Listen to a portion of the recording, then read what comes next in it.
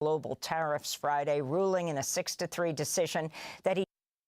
Welcome to Democracy Now!, democracynow.org, The War and Peace Report. I'm Amy Goodman. The Supreme Court struck down President Trump's global tariffs Friday, ruling in a 6-3 decision that he didn't have the emergency powers he claimed to have to impose tariffs. President Trump immediately lashed out at the justices of the High Court, vowing other alternatives are available to him to pursue tariffs, and announced a 10% global tariff over the current rate. No more tariffs. Trump raised his global tariffs to 15%. This time, Trump issued the latest round of tariffs. They took away my big, beautiful tariffs.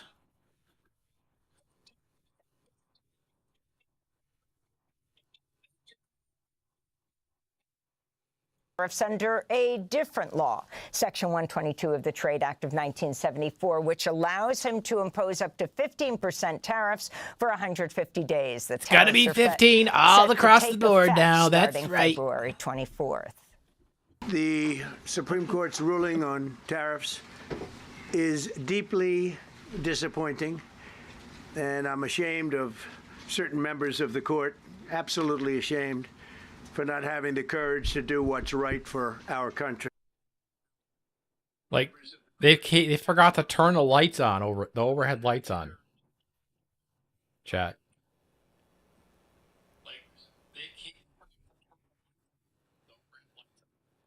What happened? The overhead lights are not on, folks.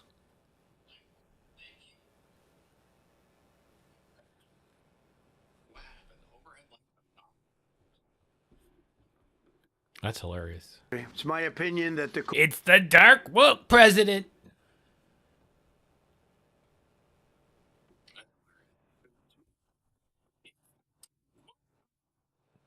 I'm in the dark Oval Office, so no one knows what's gonna happen next. It's mysterious, some would say. So no one knows what's gonna happen next. It's mysterious, some would say.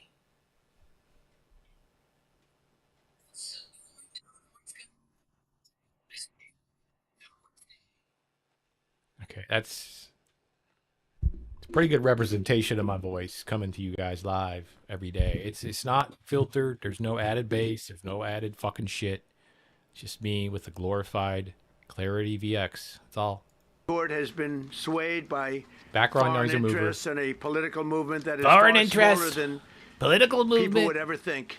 We're huge. Soon after the Supreme Court's ruling, Illinois bigger Governor than your big, beautiful bill. That's right. Sent a letter to President Trump demanding tariff refunds for every family in Illinois. The letter reads, quote, "The Supreme Court has ruled. This is yet one more unconstitutional act by you and your administration. This letter and the attached invoice stand as an official notice that the compensation is owed to the people of Illinois, and if you do not comply, we will pursue further action," he said. Let's go, JB. We'll have more on this story after headlines. U.S. and Iranian negotiators are set to meet in Geneva Thursday to discuss a new nuclear proposal. According to Axios, U.S. officials say this is likely the last chance President Trump will give Iran before ordering a U.S.-Israeli military operation that could directly target Supreme Leader Ali Khamenei. It comes as the U.S. has been building up warships and fighter jets near Iran, deploying 2 aircraft carriers, the largest USS Gerald Ford and the USS Abraham Lincoln. This is President Trump's special envoy, Steve Witkoff. I don't want to use the word frustrated. It's almost because he understands he's got plenty of alternatives. But it's curious. He's curious as to why they haven't, I don't want to use the word capitulated, but why they haven't capitulated. On Sunday, anti-government protests in Iran. I don't want to use the word, but I'm going to use it. You know, I don't want to use this word called fascist either. Okay, I really don't. You're right. But guess what? I have to use it. Erupted on university campuses in the capital, Tehran, and the northeastern city of Mashhad. In videos on social media, the student protesters appeared to wear black to mourn the thousands of demonstrators killed by Iranian security forces in last month's protests. The Iranian government has arrested 40,000 people in connection with the anti-government demonstrations last month. At least 3 people were killed in another U.S. military strike on a boat in the Eastern Pacific. The U.S. Southern Command confirmed the Friday attack, claiming again without evidence the boat had been targeted for traveling along a supposed drug trafficking route. CNN reports at least 148 people have been killed since September, when the Trump administration began its series of military strikes on boats in the Caribbean and Pacific, attacks that have been widely condemned as illegal. This comes as Cuba has been withdrawing security advisors and doctors from Venezuela in the aftermath of the U.S. attack and abduction of the Venezuelan president, Nicolas Maduro, and his wife in early January. Reuters reports the move comes as Venezuela's interim leader, Delcy Rodriguez, is facing growing pressure from the U.S. to cut ties. We love our photos of dictators, quote unquote, in handcuffs with blindfolds on. We love them. America loves to show people that. Their favorite propaganda, folks. We love that propaganda. Give me some of that juicy propaganda. I want to see all the dictators with blindfolds on and handcuffs. It's like a fucking dirty little, like, we love it. Americans. Liberal democracy loves to see a dictator in handcuffs. Feels like justice somehow, right? That's why they keep showing it. With Cuba, as the Trump administration seeks to further isolate the island to topple the Cuban government. At least 32 Cuban officers were killed in the U.S. attack on Venezuela last month. The officers part of Maduro's security detail. It's like no one was killed. Mexican security forces killed Mexico's most wanted drug lord, Nemesio Ruben Oseguera Cervantes, known as El Mencho. El Mencho, who learned how to make meth in Redwood City. Folks, we love our cartel members down here, up here in California. Interesting that they get trained in California and end up in Mexico, working for the cartel after they leave America. They were deported, quote unquote. I'm sorry. And then they come for you? Why do you think the Mexican army killed him? They know he's a fucking spy. He may be a cartel too, but he's also he's the biggest cartel member. He came from Redwood City. There's no way this guy is not involved with the CIA or the DEA. I'm sorry. I cannot buy any other story. I don't care how much of a conspiracy theory person you tell me. This guy, if you look into this guy's history, you will understand why I think he is an asset of the United States of America. Okay? Lord. Nemesio Ruben Oseguera Cervantes, known as El Mencho. El Mencho. Okay, he's notorious. Okay, now there's going to be someone else that's going to fill his fucking blanket, of course, but they won't be the leader he was. Like I said, he grew up in Redwood City selling and making meth. Okay, so on Sunday in the town of Tapalpa in Jalisco State, the U.S. Oh yeah, they knew he was selling meth in Redwood City, but they deported him. Meanwhile, the white boy down the streets, in jail for life for one ounce of meth in his fucking backyard or whatever, or one little piece of meth. And then this guy, El Mencho, who could possibly be a DEA, CIA agent, embedded in the cartels as the leader, then killed by the Mexican army generals because they know something we don't know. Hello? And what?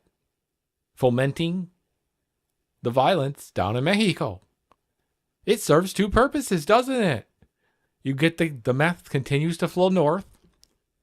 El Mencho has his connections in Redwood City. Hello? The CIA and DEA, that's their job. DEA and CIA, that is their job, you guys. They would not be doing their job if they weren't doing this. And if this guy's not a prime example of what that would look like, I am sorry. I am sorry. I'm surprised no one is saying this right now. I am literally going to lose my mind. I am going to lose my mind. El Mencho is a DEA agent. Provided intelligence to Mexican authorities for the operation. The U.S. had placed a $15 million bounty on El Mencho, who led the Jalisco New Generation Cartel, which is a designated terrorist organization in the United States. Following his death, violence erupted in multiple cities across Mexico. In Guadalajara, Jalisco's capital, you can put a $4 million bounty on this motherfucker. I don't care. I still think the more money is on it, the more I think he's a CIA and a DEA agent. Gunfire was reported, and armed men reported. Not agent, asset. Acquired asset. Why? ¿Por qué? Sí. Set a gas station ablaze. Vehicles were set on fire near beachfront hotels. For the purpose that I just said in the clip. Hotels in the resort city of Puerto Vallarta. The U.S. Embassy in Mexico urged Americans to shelter in place in multiple states across Mexico. Tourists were left stranded in Puerto Vallarta as Air Canada, Delta, American Airlines, and Alaskan Airlines all announced they were canceling flights to and from the town's airport.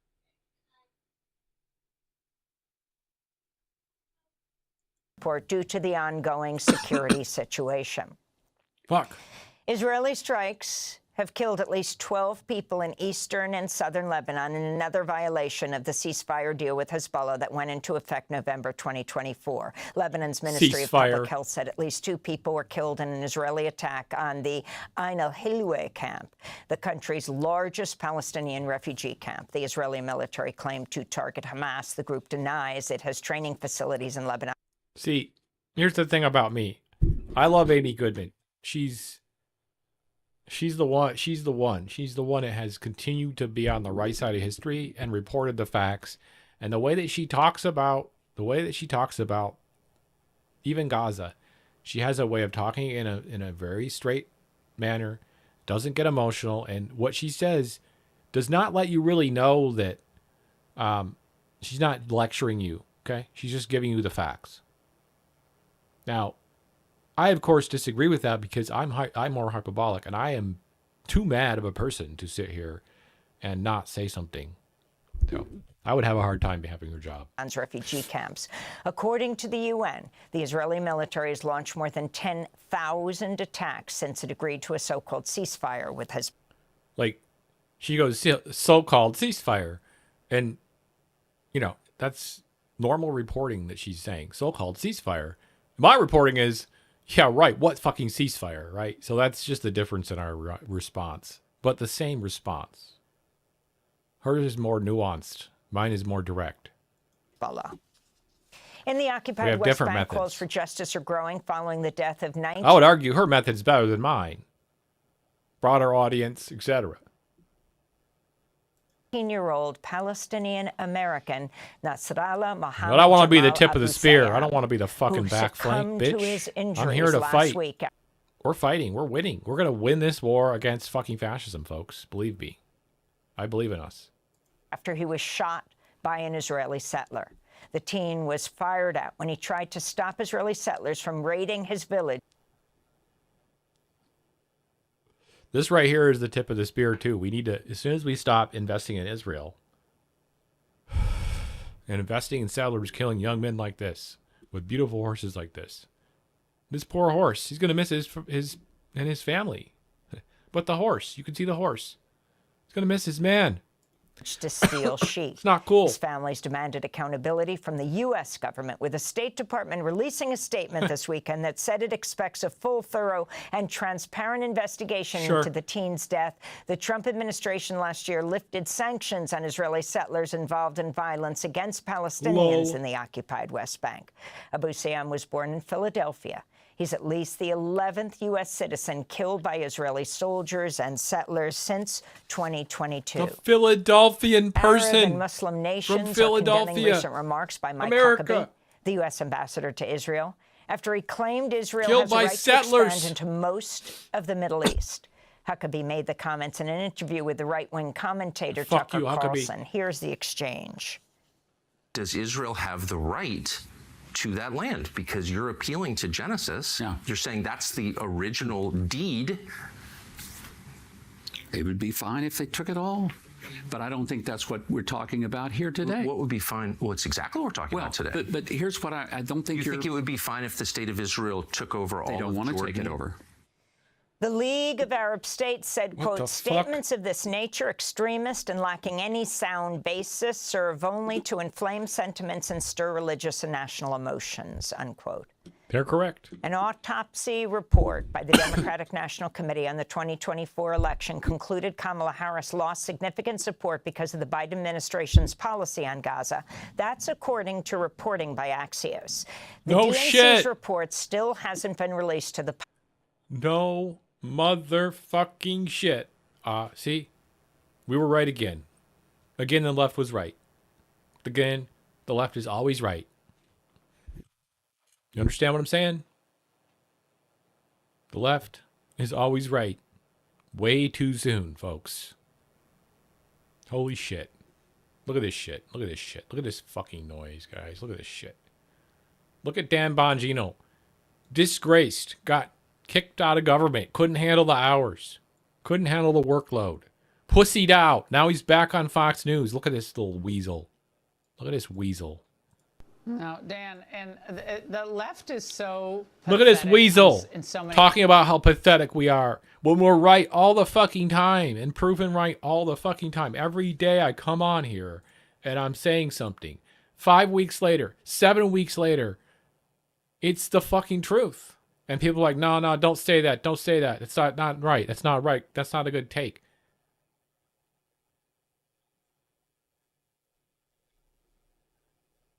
ways. Team USA wins. Huge celebration. We already talked about it with Boomer Esiason. I'm still like crying in tears of joy for beating the Canadians. Incredible. Huh.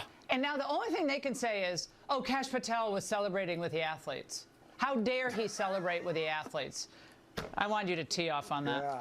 Huh? Yeah, well, listen, Cash loves the USA, loves hockey, and I guess he loves beer. I don't know. I thought he was a bourbon guy. But if this is what you're going to melt down about, Laura, listen, I probably did about 10 or 15 meetings about Olympics planning. The left doesn't know this, but the Summer Olympics are coming up in this place called Los Angeles. It's in the United States. Yeah, where's that? Where's that? The FBI has a significant footprint in the Oh. security planning. So for him to go Oh. over there and take a look at what's going on in Milan, what they're doing about drones, UAPs, and other things. I've only had about 15 meetings on this myself. And then he goes to a game at the end, and they invite him in a locker room, and he pops a brewski. You know, keep crying, man. Whatever. Tell your I mean, yeah. I don't care. Who's fucking... No one on the left cares about this. The libs do. Those guys aren't on the left. Fuck the libs. Yep. You heard it story here. walking. Doesn't bother me. I don't give a damn. I let him have a good time with the team. Yeah, fuck it. It's like, what the fuck? Public. The Institute for Middle East Understanding, IMEU, policy project is accusing the DNC of withholding its autopsy report, in part because of its findings on Israel. Yep. The IMEU policy No project shit. reportedly told the DNC that the Biden administration lost its credibility among young people and progressives over its support for Israel. Hamid Bendas, a spokesperson for the IMEU policy project, said during the meeting, quote, the DNC shared with us that their own data also found that policy is, in their words, a net negative in the 2024 election. Net unquote. negative. In Net Britain, at least 12 activists with negative. Palestine They're just like, it's a net negative. It's a lot more than a net negative. And like I said, there was more than just me yelling about it. The top streamers on Twitch were doing it as well. Action have reunited with their families after months in jail. Among the group released on bail Friday were 4 hunger one wants to strikers. fucking Only listen. one of the 18 activists was not granted conditional Obvious by bail. my- Their trial my- is scheduled my for Twitch April. subs. That's according It's to obvious. the BBC. The people don't want to Earlier listen this to what I month, have to 6 say. Palestine Action Which is protesters sad. were found not guilty of aggravated burglary, even after they admitted to breaking into a factory operated by the Israeli military firm Elbit. The British government has banned Palestine Action under its Terrorism Act over direct action protests against Israel's war on Gaza. A 23-year-old U.S. citizen was fatally shot by an ICE agent in South Texas nearly a year before federal immigration agents killed Renee Good and Alex Preti in Minneapolis as part of Trump's immigration crackdown.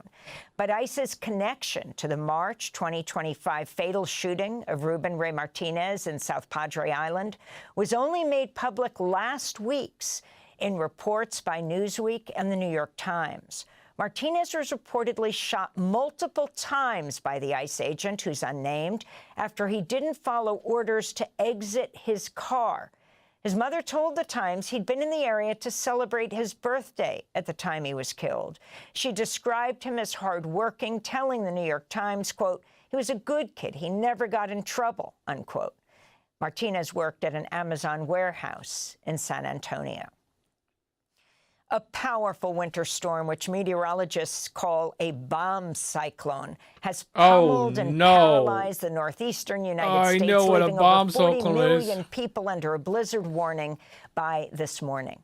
More than 260,000 customers in the mid-Atlantic region are without power, mostly in New Jersey and Delaware.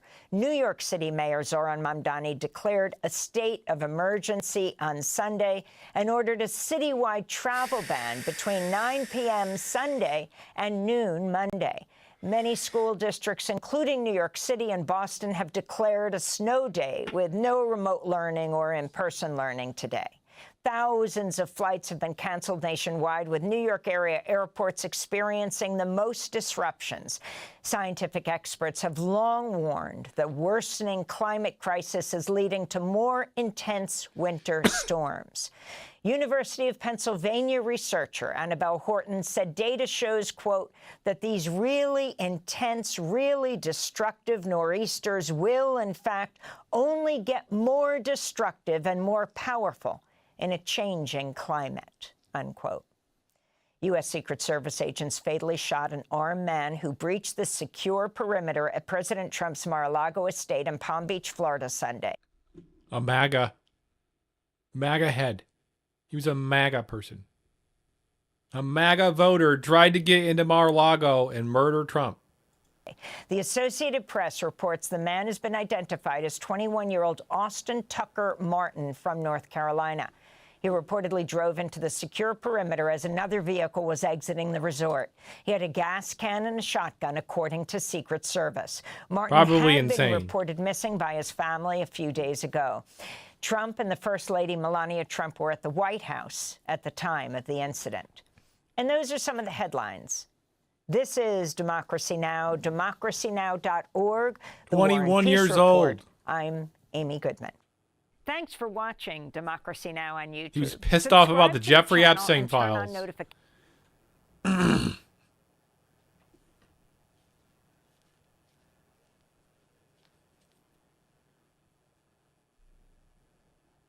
Recent graduate.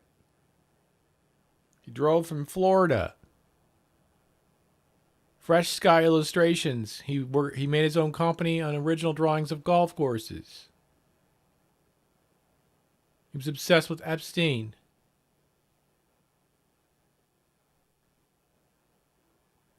This is from TMZ, too.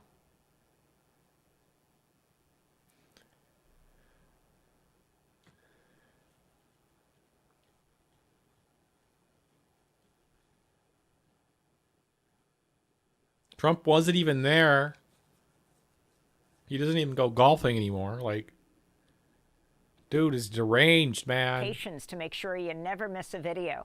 And for more of our audience-supported journalism, go to Democracy Now! Anyway, it was a In a non major sequitur. setback to They President just shot Trump, him the dead, though. conservative Supreme Court, in a 6-3 ruling, struck down his global tariffs in a decision W, that has let's major go. implications for the global economy. Where's my money, Writing bitch? for the majority, Chief Justice John Roberts said, quote, "The president asserts the extraordinary power to unilaterally impose tariffs of unlimited amount, duration, and scope. In light of the breadth, history, and constitutional context of that asserted authority, he must identify clear congressional authorization to exercise it," unquote. Trump responded to the ruling on Friday by announcing a new 10% global tariff. Then on Saturday, 15 he is increased the it max to it can go. 15%. President Trump also personally That's fine, attacked the whatever. Fuck justices you. for striking down his policies. He's The Supreme Court's ruling on tariffs is deeply disappointing. And I'm ashamed of certain members of the court. certain members of the Absolutely court. ashamed for not having the courage to do what's right. They have no for our courage. country. They also are They're traitors. frankly, disgrace to our nation. Those Frankly. justices. Disgrace. They're an automatic no, no matter how good a case you have. It's a no. But you can't knock their loyalty. It's one thing you can do with some of our people. Others think they're being politically correct. What? Which has happened Look at before Bassett. far too often with certain members of this court. And it's happened so often with this court. What a shame. Having to do with voting in particular. When in fact they're just being fools and lapdogs for the rhinos and the radical left Democrats, and not that this should have anything at all to do with it. They're very unpatriotic and disloyal to our Constitution. You can't say that about the It's my Supreme opinion Court. that the court has been swayed by You can't foreign say that about the interests and a Supreme Court, political movement dude. that is far Even MAGA's smaller not going to like that. people would ever think. Steve Bannon likes that shit. They're all old. They're too 3 old. conservative justices joined the liberal 'em out. justices to reject the tariffs. Chief Justice Roberts and 2 justices appointed by President Trump, Neil Gorsuch and Amy Coney Barrett. He was asked about them on Friday. Gorsuch. Justices Gorsuch and Barrett, are you surprised in particular by their decision today? They were the What's happening to them? conservatives. I don't want to say whether or not I regret. I think their decision was terrible. Yeah. I think it's an embarrassment to their families. You want to know the truth? The 2 of them. Yeah. An He's fucking embarrassment pissed. to their Good. families, he said about He's Coney pissed. Barrett and Neil Gorsuch. Fuck yes. Soon after the Supreme Court's ruling, Illinois Governor is J.B. pissed. Pritzker sent a letter to President Trump Finally. demanding tariff refunds for every family in his state. The letter reads, quote, "The Supreme Court has ruled this is yet one more unconstitutional act by you and your administration. This letter and the attached invoice stand as an official notice that the compensation is owed to the people of Illinois, and if you do not comply, we will pursue further action," Governor Pritzker said. JB said, you know what? I'm going to invoice him. We're joined now by Lori Wallach, director of the Rethink Trade program It's a at the Chad move American right there. Economic Liberties That's Project. a Chad move. So, Lori, there's a lot to unpack here, not to mention what's going to happen with these tariffs that President Trump reimposed. Start off with his attack on his own justices, 2 of the justices he appointed. That unhinged rant was truly terrifying. It sounded just like a dictator talking about the loyalty of judges to the king. That's what I'm saying. You But don't what it say that reflects about is judges. the real impact of that ruling, Even if you're which thinking is much it, more you on don't Trump's say it. power than on what the tariff rates in the United States are likely to be. So what the court said is that Trump does not have tariff authority under the particular statute that he's been using most frequently, which is a statute that had no limitations, allowed him to target with punishment or reward particular companies, whole economic sectors, reward friends and family, torture whole countries. And it really reduces Trump's ability, not being able to use that authority, to hurl tariffs around with some Zeus-like lightning bolts. But the reality is that there are a lot of other statutory authorities where Congress has delegated tariff rights to presidents. And so, as you reported, immediately Trump announced other tariffs. So the tariff rates aren't likely to change. Rather, the use of the tool as a really leveraged power tool by Trump. And so he's furious about it because a court that's been otherwise willing to expand his authority endlessly drew a line. I want to note, it kind of drew a line at the place where, under the hands of a different president, tariff authority could be something that actually limits bad corporate conduct, not rewards it. So it's sort of an interesting place where they drew the line, but they took away a bunch of his power. So explain what he did, the 10% applying it under different rules, and then increasing it to 15%. So just to step back for 1 second, the Constitution has one of its starkest checks and balances on trade. So the Constitution gives exclusive authority over tariffs to Congress. So the only way a president can impose a tariff is if the Congress has delegated authority. So the question is, what authority does the president have? And what he used is a thing called Section 22, which refers to part of the 1974 Trade Act.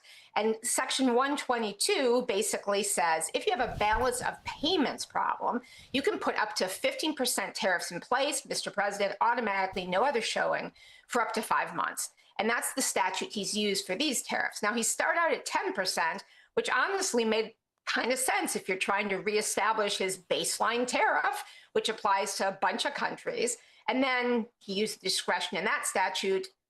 Tariff chaos strikes again, literally overnight, to raise it to 15%. Yeah, sure. The irony is, by raising it to 15%, the max under that particular statute, he ends up raising tariffs in a bunch of the countries that either always have had only 10% tariffs since so-called Liberation Day, and with some of the countries that made deals with him. Now they have higher tariffs after this than before the Supreme Court. Chaos. What? In a 63-page dissenting opinion, conservative justices, Trump's appointee Brett Kavanaugh, and then Clarence Thomas and Samuel Alito, claim the majority's decision could lead to short-term chaos. Justice Kavanaugh wrote, quote, "The United States may be required to refund billions of dollars to importers who paid the IEEPA tariffs, even though some importers may have already passed on costs to consumers or others," Kavanaugh said. So talk about this issue. I mean, he's warning about this, but he was in the minority. This critical point that the SCOTUS decision left unanswered, how the Trump administration may have to refund more than $100 billion in tariff revenues. And what, for example, the Illinois governor, J.B. Pritzker, said the population of his state is owed. So what's very interesting about this Supreme Court ruling, which goes on to 170 pages, it's clear they were all battling over what to do and how to do it, is that it doesn't speak to what to do about tariff refunds. So if you've just said all these tariffs are not legal, then the question is, there's almost been $150 billion paid in by most estimates. So then what do you do with that money? And it's very tricky because the likely scenario, particularly without more direction and guidance, is the biggest companies, the Costcos, the Walmarts, they have monopoly power in the market that they could force their foreign suppliers to eat the tariff. So they charge them less for the imported good, or they paid them for the tariff. But on the books at the U.S. Customs Department, they're listed, Costco or Walmart is paying the tariff. So if they get paid back, it's a windfall because their supplier probably paid most of it up front, plus a bunch of them passed on those expenses to consumers. Small businesses are going to be totally stiffed if there's some horrible long process or you have to go through a lawsuit to get the money, because they can't put the resources into that. And then what happens to everyone who paid more? And that's even trickier, honestly, because a bunch of prices went up for things that weren't charged tariffs. So some of the big companies didn't pay tariffs and they raised prices because they made their supplier pay. In other instances, things that didn't have tariffs, we are all paying for more. I just want to talk about beef. 80% of beef eaten in the U.S. is raised in the U.S. Of the other 20%, half of it comes from Mexico and Canada and never had tariffs. So all this talk by Trump of I'm cutting tariffs on beef to bring down prices. We're paying more for beef. We're hearing it's from trade, but there were no tariffs. So how in that mess you actually figure out how to send the money back to the right people is a real pickle that the court was silent on. On Friday, President Trump claimed the Supreme Court had been swayed by, quote, foreign interests. This is U.S. Trade Representative Ambassador Jameson Greer speaking on Face the Nation on CBS Sunday. What I'm telling you is that when the president talks about foreign influences, at a minimum, what we see is that foreign companies are involved in the coalitions, the PR effort, they're involved in the cases, and they don't want these tariffs. It's not a secret. Can you respond to this, Lori Wallach? So, like many things the president says, the basis is in his head. He's just trying to be insulting. The reality is that there's no evidence that there is foreign influence on the court per se. It is also true that companies in other countries don't want to pay these tariffs. And frankly, U.S. multinational companies who offshored U.S. jobs to low-wage countries have an interest in not paying these tariffs. So I don't know, the subsidiary of one of the big automakers in another country probably is unhappy about it. Is that a foreign company or is that a domestic company? The issue is really corporate power. And there are two things to think about that. One is because Trump so abused the IEEPA tariff authority, he lost it for good for all presidents. It was just shut down. No, IEEPA has no tariff authority. And a different kind of president might have been able to actually use that. And we might have wanted a different kind of president to use that authority judiciously in an emergency for the sake of protecting U.S. workers, our environment, food safety, whatever. That's gone because of Trump's abuse. And the abuse is things like he's cutting tariffs on China, where there really is a serious trade problem and mercantilist abuses that have led to huge deficits, not just for us. I mean, the whole world has tariffs on China right now, Mexico, Brazil. And at the same time, he put 50% tariffs on Brazil because he didn't like the fact they were holding the former wannabe dictator accountable for his coup. So those kind of abuses lost this authority altogether. And the other piece of it is, to what end is the Trump tariff program working? He promised it was to create more manufacturing jobs and balance trade. But literally the day before this ruling, the trade data for 2025 came out. And we saw 88,000 more U.S. manufacturing jobs lost in the 11 months since Trump came back. And we saw the manufacturing trade deficit up in 2025 How is that possible? by $60 billion, almost 4%. So that's the opposite of the outcome. Tariffs can be a very useful tool if strategically deployed. True. If used as a weapon to go after political opponents, to threaten to tariff Europe over Greenland, absurd uses of tariffs, and or to corruptly reward family, friends, companies.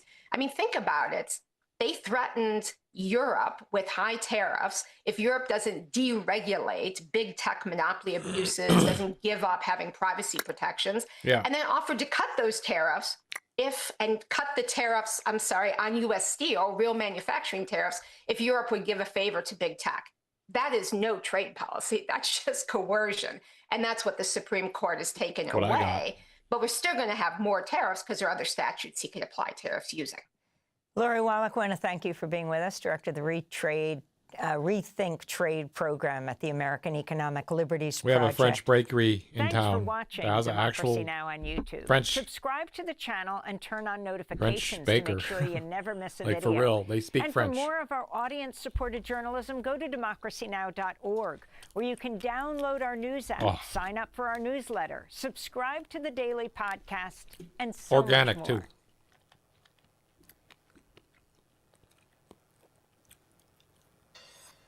Our president held the first meeting of his Board of Peace at the new so-called Donald J. Trump Institute for Peace. And the scene was about as crazy as you might expect. Now, the rule of thumb in television is about 25.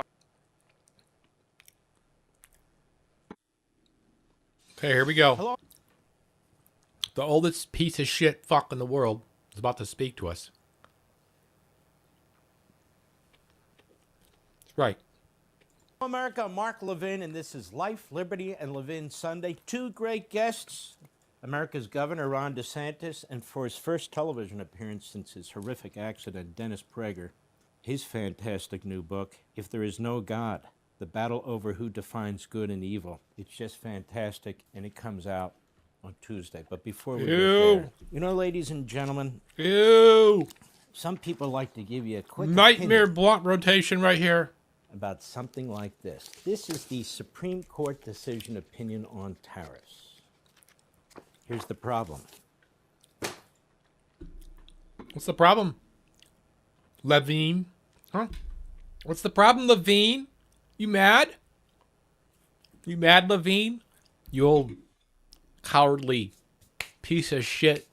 Pretend piece of shit. I hate this guy so much. Sorry, I can't even think of good names to call him. That won't break There's protocol. opinions within opinions. Mm-hmm. It's a mess. Mm-hmm. First, there was no... I, Mark Levine, am better than the Supreme Court. I know better than the Supreme Court.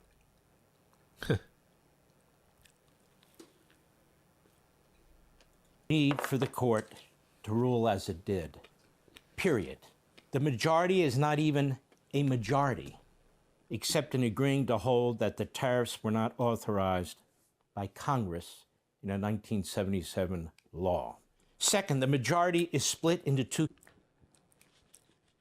First, Mark Levine, that's all that was needed to happen. You understand? You understand? Hello? Camps. You've got Roberts, Gorsuch, and Barrett, and then that camp is split somewhat between Gorsuch and Barrett. Okay. Third, so the what? three other justices in the second camp of the majority, approaches, the usual leftists, well, they mostly agreed with each other, but went further in attacking the president's tariff authority. I can assure you they wouldn't have done it with a Biden or Obama. Number four, this explains the consensus why it took then so is long for the court to issue a ruling. Because they have to come to consensus. So what is that? Oh, it's illegal. Dumbass. The ruling appears to be a variety of arguments intended to reach a result. That is, in my view... Generally, what happens when you have a court decision, it has those things involved. He's just gaslighting you guys right now with words. Don't even listen to him. It was result-oriented. Mm-hmm. A result looking for a constitutional and or legal justification. Now, fifth, if the court, as here, is going to issue a ruling that is so destructive of or contrary to the executive's international, economic, national security, and foreign policy objectives and the president's strategies, the president and we, the people, deserve a lot better than the massive mess that these 9 lawyers created. This ruling is more like some committee of lawyers or some law review group of legal students in the law library, each vying to impose his or her own policy preferences on the president while searching for some constitutional and legal justifications to do so. What? In fact, this case was not complicated at all, although the decision, which is actually... No, he's right. It wasn't complicated. All they had to say was he couldn't do that under that law. He fucked up, dumbass. Accumulation of arguments within the court is complicated because of its incoherence. 6, the court majority wants you to believe that this was a matter of statutory interpretation only, involving one statute passed in 1977 and Congress's power over the purse. Yes. Article 1, Section 8. That's it. Yes. Well, then why did it take 177 pages? But there's more. Okay. But Congress famously, you can't explain yourself. Statutes. And Don't even forget. more, historically, presidents have used all kinds of trade tools to influence and affect international commerce, foreign policy, and national security. Then use those tools you've been using before and shut up about tariffs because you can't use them that way. They just said it's wrong. And now you're really mad because you can't go back and go, oh, sorry, no, I guess that's not. It's final now. Does not just come down to the powers of the purse. Article 2, Section 1 gives the president great power over conducting foreign policy. Hey, conduct foreign policy then. Doesn't include tariffs. What are tariffs? Tariffs are effectively taxes imposed on foreign governments.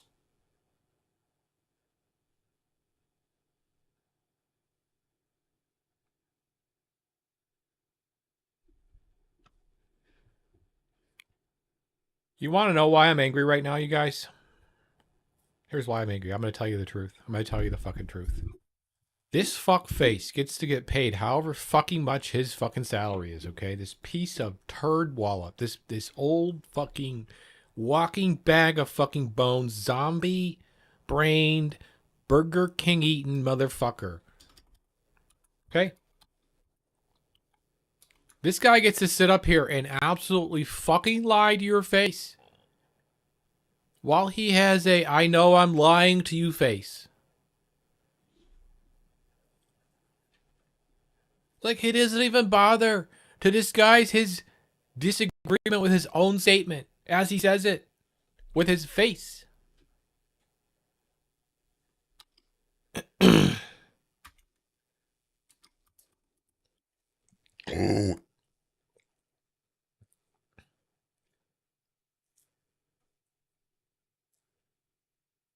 He sold many books, has his own show. He's worth $20 million.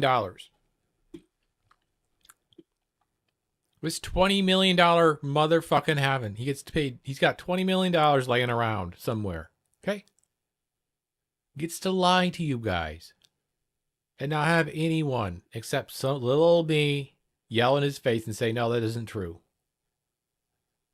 He's telling all your boomer dads and moms the absolute truth, isn't he?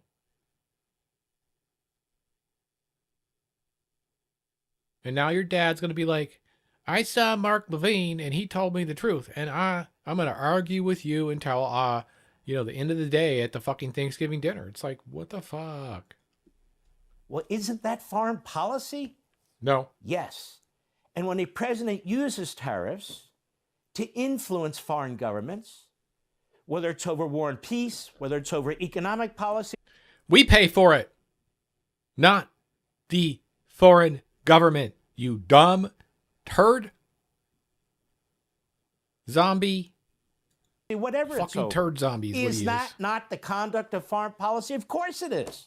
Seventh, the court bobbed and weaved, touching on congressional delegation or non-delegation, cherry-picking the historical record where presidents have imposed tariffs and other international trade tools to influence and affect foreign policy. They bobbed and weaved. We think, essentially ignoring or rejecting all contrary precedent in history. All precedent in history that came before is essentially written off. Number 8, the Chief Justice of the United States, John Roberts, bluntly states that when he reads the text of the 1977 statute at issue, even those words specifically authorizing the president to, quote, regulate importation, it's in the statute. They're in the law. And in fact, are in several other laws, by the way, authorizing the president to impose tariffs. In this case, he says, there are just too many words between the words regulate and importation. Got that? Too many words between the word regulate, importation, for him to draw the conclusion that this particular statute authorized the president to regulate importation. Ninth, Justice Thomas went through the history of presidential power and tariffs meticulously, as he always does, and that makes clear that President Trump has, in fact, been acting within the powers traditionally exercised by past presidents. Now, I know people who are opposed to tariffs, so that's not true, but it is true. So what we're discussing here is the Constitution and the law, not policy preferences. Huh? Where's the constitutional law? And who makes those decisions? 6 justices on the Supreme Court who can barely write a single majority opinion. In fact, they don't. 10th, Justice Kavanaugh was brilliant in his dissent, and he went through the statutory history of delegations to presidents, Kavanaugh's dick on this? of tariff powers, as well as other points, making clear that the president was, in fact, delegated authority under that 1977 statute to, quote, regulate importations. Shame on Chief Justice Roberts. Shame on Justices Barrett and Gorsuch. Your word games and semantical ruminations had no place here. I was left thinking how lawyers can become so typically absurd when trying to prove how brilliant they are. or when, in fact, their egos get in the way of well-reasoned outcomes. And you can see that in some of the back and forth. It's really kind of appalling. 12, the Chief Justice appears to have come up with a so-called majority opinion that is as narrow as possible in order to attract enough votes to overturn the tariffs, at least under... Yeah, he was doing tariffs under the guise of reciprocal tariffs and fentanyl trafficking tariffs. Both of those have been outlawed. They're not allowed under IEEPA. Like, what do you mean? They can't... The judges can't really do anything about that once they decide, even if they argue against it. Like, they're basically convincing them not to do that then, or ignore that. That'd be stupid. Like, basically, Trump fucked up. This one statute. But in doing so, he did not show leadership. He created a big mess. This so-called majority opinion provides no precedential value. It provides no constitutional or legal guidance. It says the court does not have the authority or ability to get involved in policy. Yet I found this ruling to be more about policy than the Constitution or law. The majority had a problem, which I knew they would. On the several occasions I've discussed this case with you right on this show. Where exactly is the separation of powers? Where is that line drawn when it comes to tariffs? Yes, Congress has the power of the purse. The president has broad power over foreign policy and national security and diplomacy. Yep, not the purse. Obviously, trade and its relationship Not to the the purse. president's broad powers cannot be ignored. Yet the ruling essentially does that, but then the court says they're not doing that. It's just ruling on a single statute. Yeah, I agree. In other words, the court's ruling was, as I said, result-oriented, policy-driven, despite the majority's disclaimers. When the Supreme Court cannot come up with a coherent... It was result-oriented.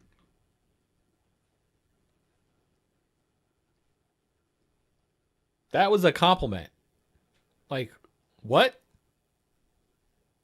Understandable decision based on the Constitution and the law, you know then it is conducting itself as politicians, it is activists, and it has no business doing what this court did. The worst court ever, and they still made this decision. They're the most right court ever to exist. They voted some of the worst shit lately. The one time they're actually vote right. No way. There's no way. Legislative and executive branches, because the constitutional question on who gets to lay tariffs is, in fact, an absurd question. What do you mean, Mark? Because both Congress and the president have a role. And if Congress thought the president went too far, it could use the power of the purse, the appropriations process under Article 1 to stop him. As I've said here repeatedly, Congress didn't even try. They didn't need to. And so this is the mix and the battle between They didn't try, and they didn't need to, because they knew it was going to fail. So yeah, Congress failed you. You suck. That's because Congress isn't very smart, are they, Mark? Who's in charge in Congress right now? It ain't us. It ain't the leftist. Who you blaming now? Basically 6 lawyers. Who's he blaming? Who can't really come He's up. literally blaming the conservative court, one of the most conservative courts to ever exist, and who else? With Not a Trump. single theory. Get involved. Blame anyone and but Trump. Decide one way or another is appalling. It's absurd. So where are we now? It's appalling It's and a absurd. foolish That's all. overreach That's his by the argument. Supreme Court. There was a It's piece an overreach. written by Stan Valger and Clark Packard a few months back, the American Enterprise Institute. Oh, yeah. And boy, they hate tariffs. That's fine. That's their view. They hate tariffs. They hate all these manipulations or involvement in trade and so forth and It's so on. stupid. And yet, in their piece, while they're haranguing against the president. Any good American non-communist non-communist fucking... Which is actually quite interesting. And they point out the first Trump administration imposed tariffs, usually at 25%, on some 2/3 of imports from China under Section 301 of the Trade Act in 1974. They're telling us, actually, the president has many alternatives to that one statute that the court, we think, ruled on. He the didn't Biden use administration it, though. kept these measures largely intact, used the existing authority to layer on other tariffs, including 100% duties on Chinese electric vehicles. Most of these tariffs continue to this day.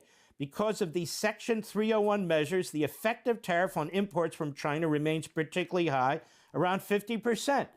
Section 232 tariffs would also survive an administration loss in Learning Resources versus Trump. Under Section 232 of the Trade Expansion Act of 1962, the president may restrict imports determined to pose a threat to national security following an investigation by the Commerce Department. They go on. Sure, Section 122 of the Trade Act of 1974. Okay. The provision empowers the president to address large and serious balance of payments deficits through import surcharges of up to 50% import quotas or some. Shut up, old man. Then do that. Then have your king do that shit. Call him on the phone, Marty. Call your buddy Donald Trump up on the phone and tell him that he needs to do that instead of whatever the fuck else he was doing, because it's illegal. Stop harping about it.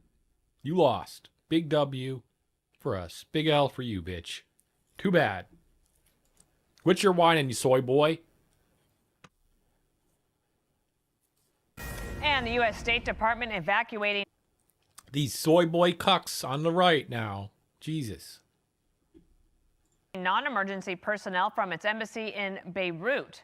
So the department says the embassy remains operational with its core staff in place. The move comes as the Trump administration builds up military forces in the region ahead of possible strikes on Iran. And Bill has much more on that from the board. Yeah, thank you, Dana. Check this out now. Give a listen. All right. Oh, speaking of soy boys.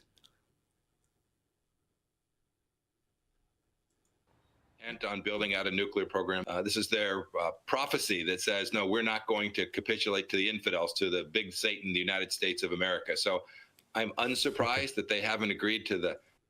Look at that blizzard in the right corner there, live radar. Holy shit. Blizzard 2026.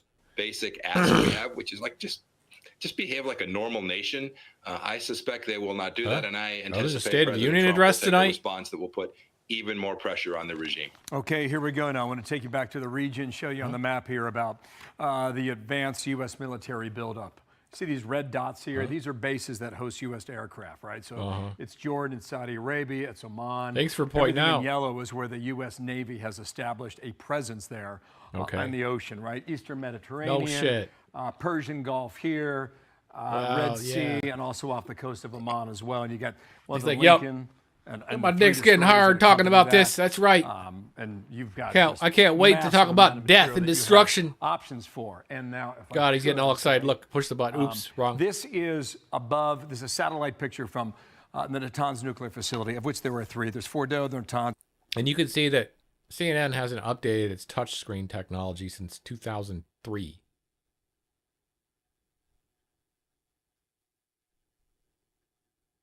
Like, it's hilarious. In Isfahan.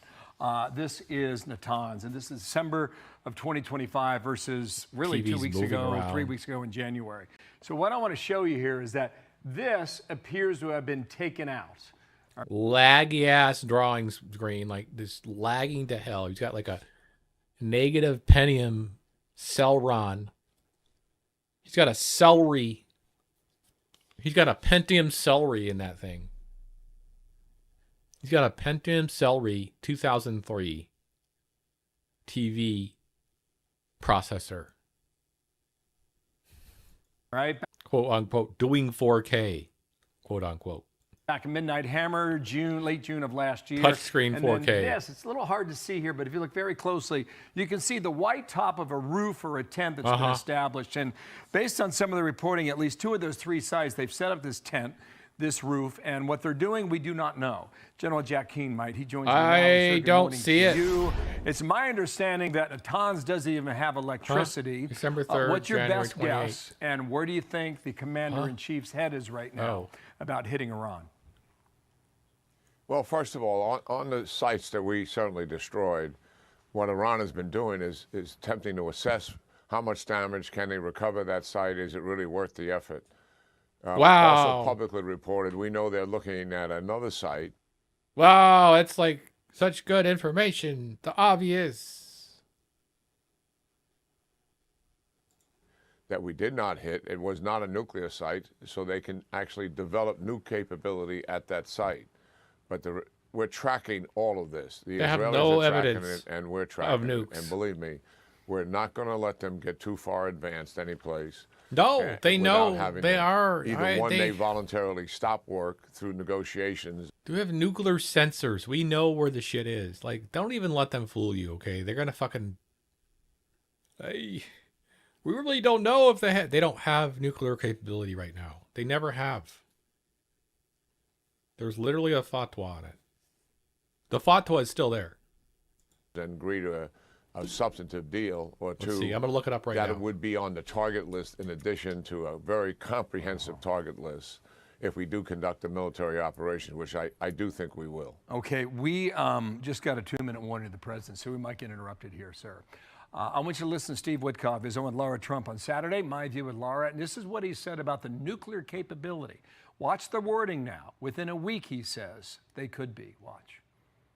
They've been enriching well beyond the number that you need for civil nuclear. It's up to 60%. They're probably a week away from having industrial grade bomb making material, and that's really dangerous. This is something that they have to stick with until they prove to us that they can behave.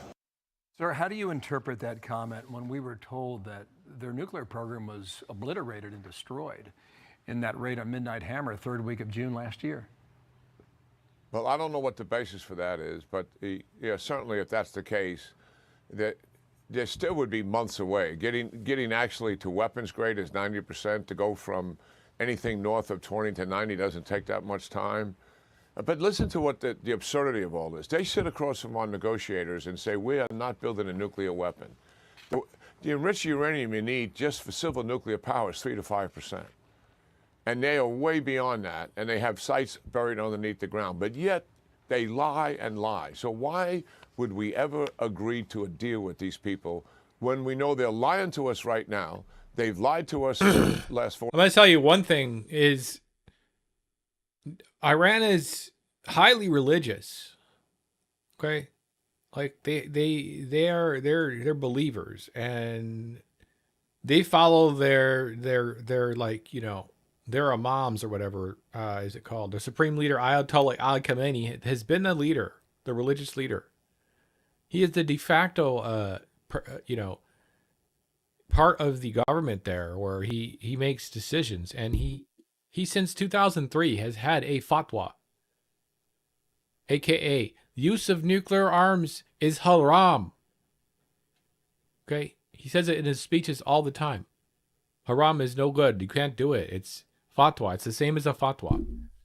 And then his ministers repeated that, okay, in the 2004 talks, and I'm sure have repeated it again. So you don't hear them talking about any of this, which is lying with omission. And they believe that there was never a fatwa and it was fake, and no one believes there's a fatwa and blah, blah, blah. But where's the proof? Even though he's like, yeah, we know, we're tracking them. See,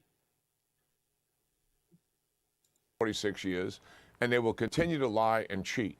In my judgment, we should do nothing to extend the life of... He's saying they are not Americans. In other words, they are Islamic.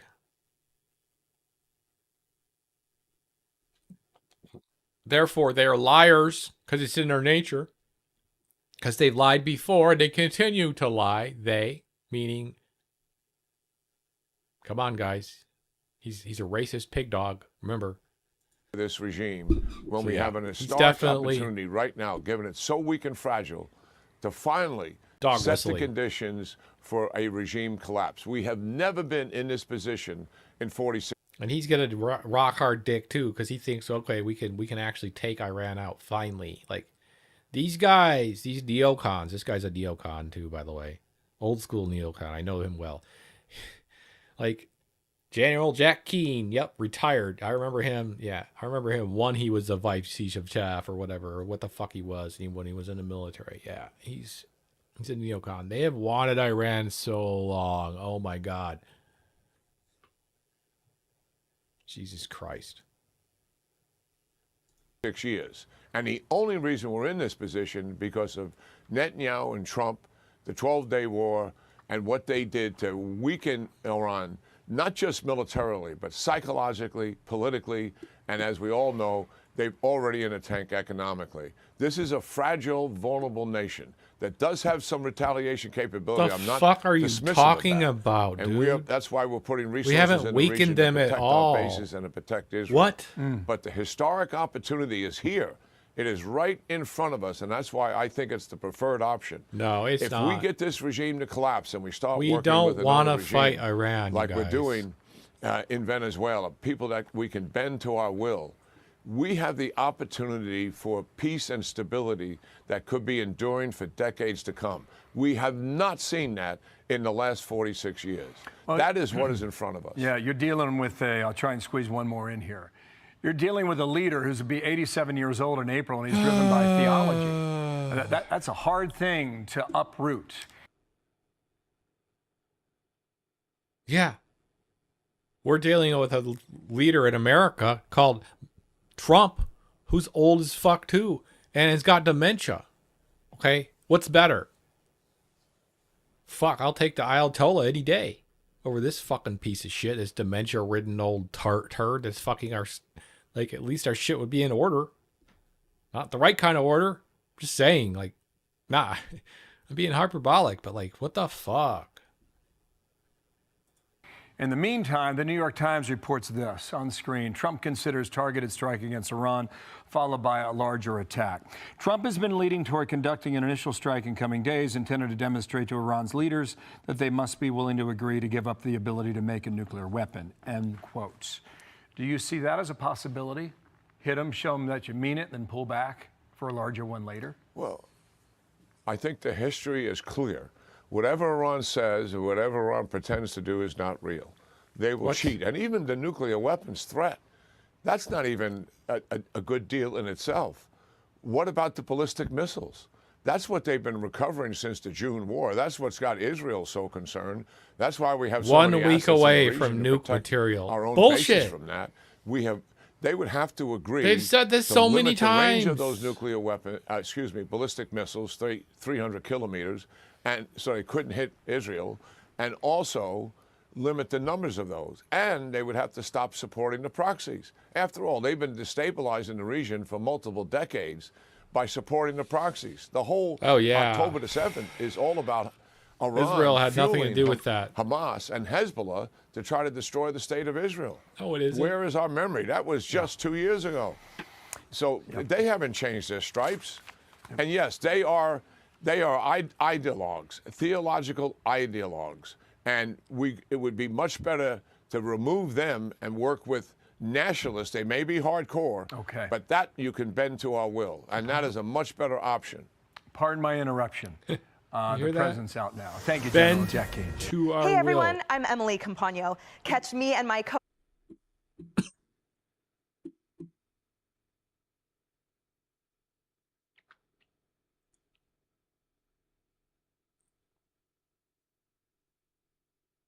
Yeah, I mean, the number of Epstein files linked figures that he's had on his show, that he's given a platform to, that he continues to hold up and venerate. You know, he at the very least is a useful idiot for the Epstein class. That's his yak roll. And Yep. the fascist regime that is currently in place in the United States government.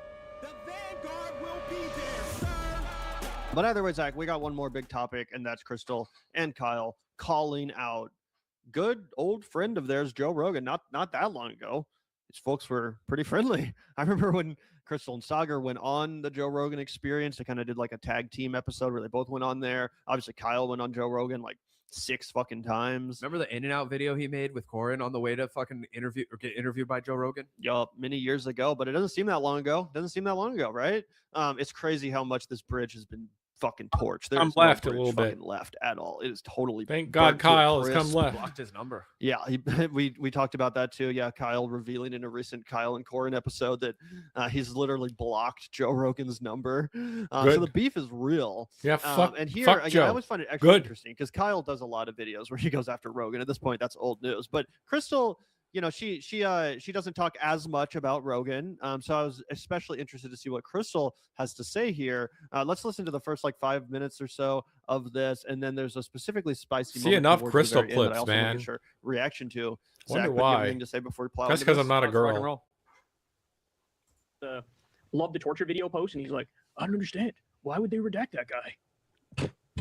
Like, bro, come on, wakey, let's catch up here. Like, And that was the Sultan. That Yeah, that Matt was the Sultan, and Matthew exactly. forced them to release that That's right. name. Otherwise, that was going to remain redacted. That's exactly right. So anyway, he is like, you know, months behind and a day late and $1 short, and his whole audience is revolting now against him, and they're going, this is so dishonest. Like, and he gave himself credit for like rejecting the meeting with Jeffrey Epstein, which I did too. But what Rogan doesn't tell you is, motherfucker, you had the whole motherfucking Epstein class come on your podcast and whitewash their record. Epstein's personal chef come on the show. Did you know that? No. Yeah. He did a whole Yeah, that's crazy too. Did you know that apparently Epstein's personal chef came on Rogan's show? What? Yeah, that's what Kyle just said. I didn't even know this shit. Yeah, that's the person that cooked now the against stuff him. that They're they were going, this is so talking about. dishonest, like, and he Whatever gave that himself shit credit they for, were like, shipping rejecting the around the meeting with Jeffrey world, if Epstein, it which was I did too. kid But meat or what regular Rogan meat. doesn't tell you is, motherfucker, you had the whole motherfucking Epstein class come on your podcast and whitewash their records. He had Jeffrey Epstein's personal chef come on the show. Did you know that? No. He did a whole interview with Jeffrey Epstein's personal chef and never mentioned fucking Jeffrey Epstein. What? Never mind the talk with Peter Thiel. Peter Thiel lied to his face and lied to Rogan's audience when he said, like, oh, I was just getting tax advice from him. And then you see the emails and he's like, had a great time with you last night, fella, or whatever the hell it said. Yeah. Got Elon Musk, who was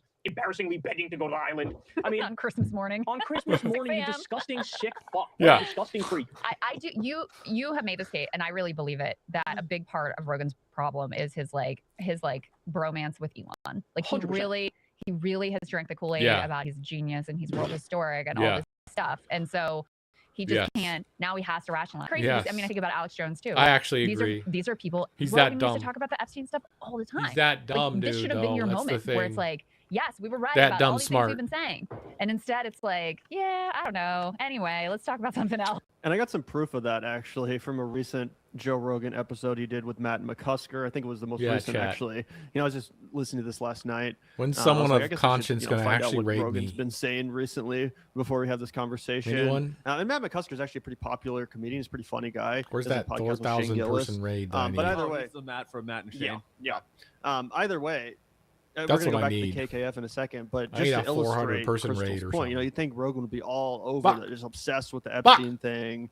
See, we were right, and not only were we right, but the fucking president of the United States implicated in this. Yes. Unfortunately, he has to take a slightly different tone because the president of the United States is his buddy, who he texts with and calls on the phone, and all this shit, right? It sat in like the front row at inauguration for.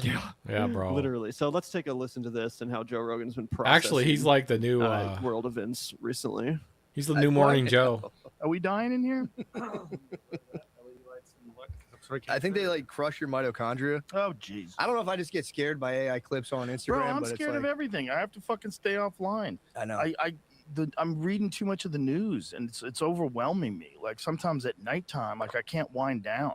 Yeah. It's just like there's too much news. There's too I- much fucking Too madness. much Where I'm like I news, dude. can't He's- wind down. You're part of It's it. like there's too much news. You're Too part much of it. Fucking Can you pause madness. this We're about to go to war. Aren't you the dumb motherfucker that used to say people need to suffer more? I just don't think that. I think you Yeah. know the problem is everybody's too soft. You know, He's I just don't right. think- I actually Be a just don't think- man. I think everybody. Stop being you know, a they don't soy know what boy. it's like to suffer, man. That's why I sit in a hot sauna every day. That's why Yeah, I bro. pull punches, man.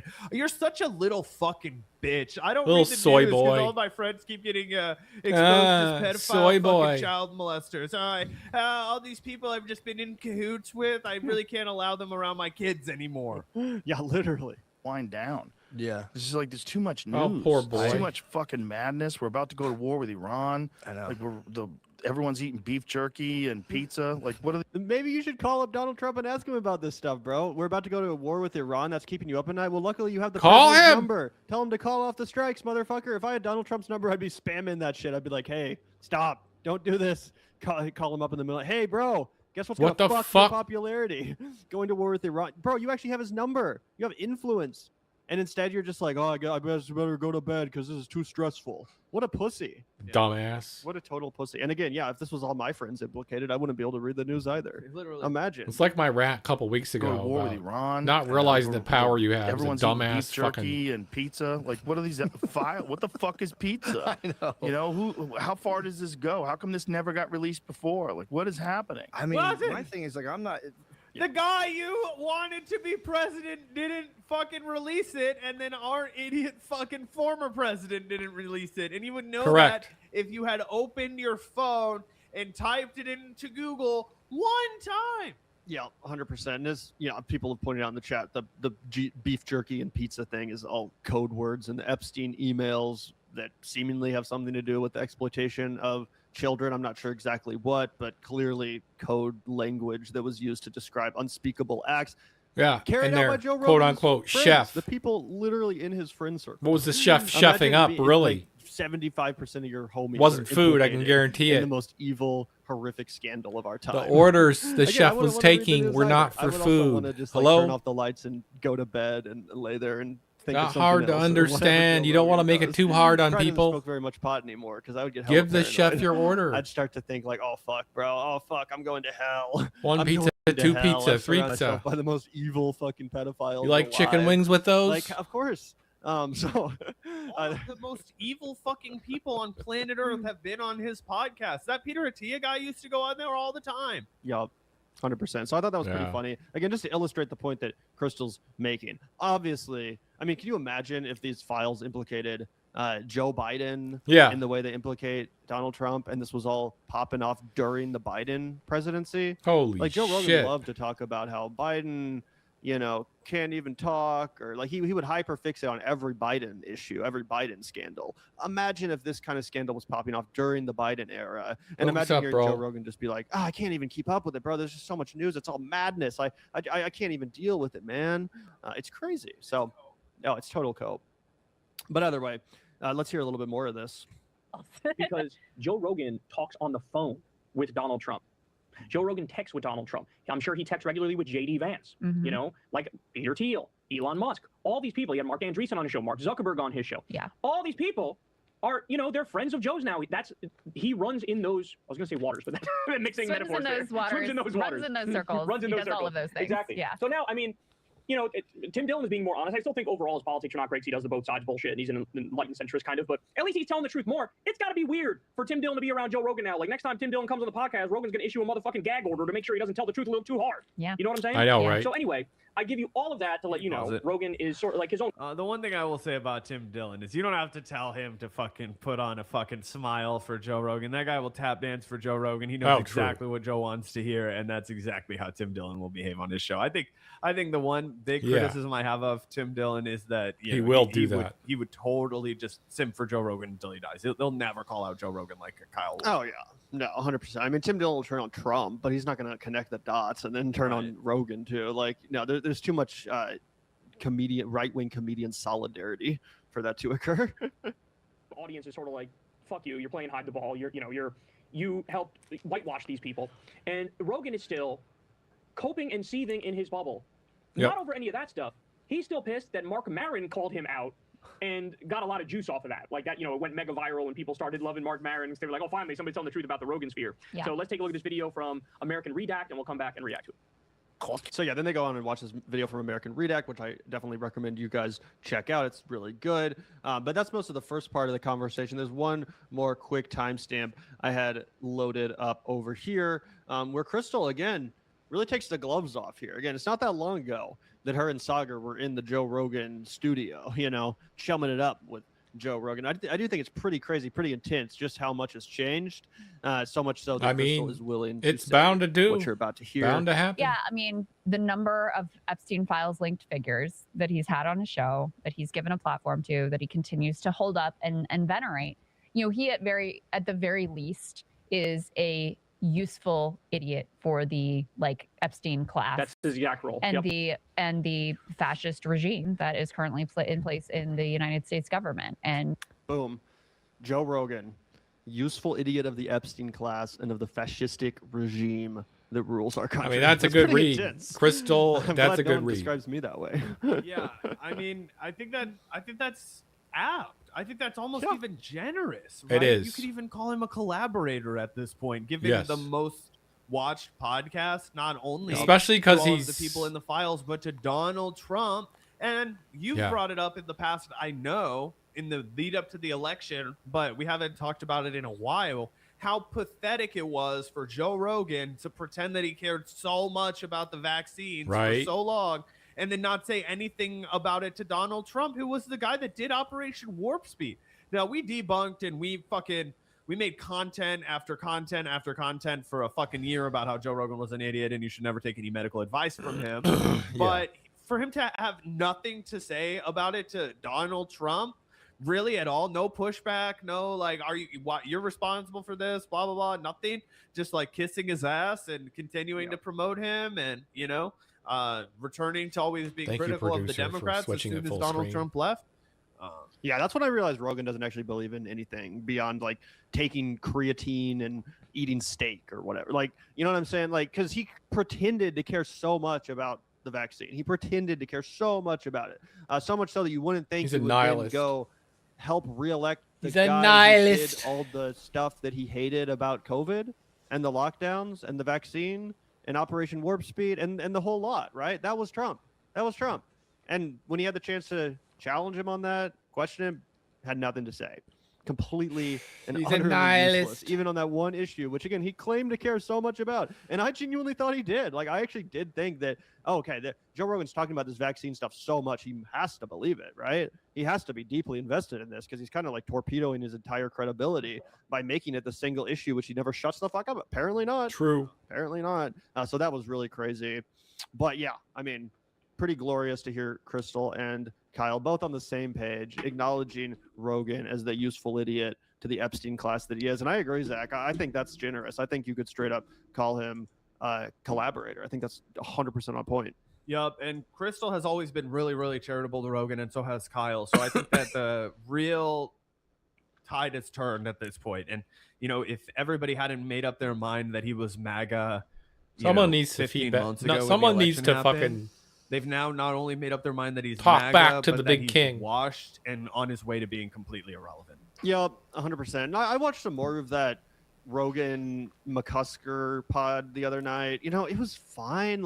It is kind of refreshing, because of the fact that so many of Joe Rogan's friends are implicated in the political controversies of our day, right? I feel like that does cause him to talk less about his kind of political and culture war hot takes, which is refreshing. I actually kind of appreciated listening to the Joe Rogan Experience last night, and they weren't talking about that stuff. I didn't have to hear Rogan whining about wokeness and vaccines and all that stuff. So that's the only kind of silver lining to this, because it's so awkward, because of how implicated his friends are. I do feel like that causes him to talk less about politics and culture war issues, because again, it's all his friends in fucking charge. But even with that, it just felt like they were going through the motions. It's all right, now we're going to talk about the carnivore diet and just all these typical Joe Rogan topics you've already heard him expound on a million times. That's what it felt like. Last night when I was watching the most recent Joe Rogan episode, it was it wasn't the worst thing I'd ever heard. I wasn't pulling my hair out, but it also just felt boring. And I'd already heard that conversation a million times. And Joe Rogan just kind of going back to the greatest hits and let's talk about the carnivore diet or whatever, just the same old shit. So yeah, I mean, he definitely still has a huge visiting an audience. old His friend. podcasts still get easily over 500,000 Has the same views stories every to time tell he you. posts them.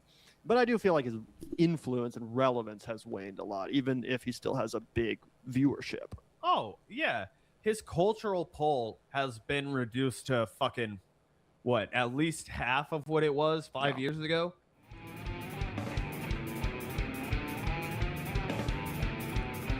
Thankfully.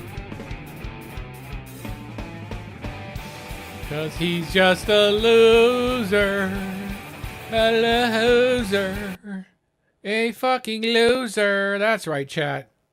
Unlike these queens. The United States of America is in a Not world of losers. hurt My because queen. the president of the United States is a convicted felon, a con man, and a I have world-class news. incompetent dipshit. So then my brain goes to, how did the Democrats lose to this man? That to me is so important for the DNC, for the Democratic National Committee. How did we lose to him? What can we do to better ourselves? How can we What? fix ourselves? Well, as you know, they did a big autopsy. And then Ken Uh-huh. Martin, the leader of the DNC, said they weren't going to release. Yeah, sure. And you know what they found out? Exactly what I've been saying.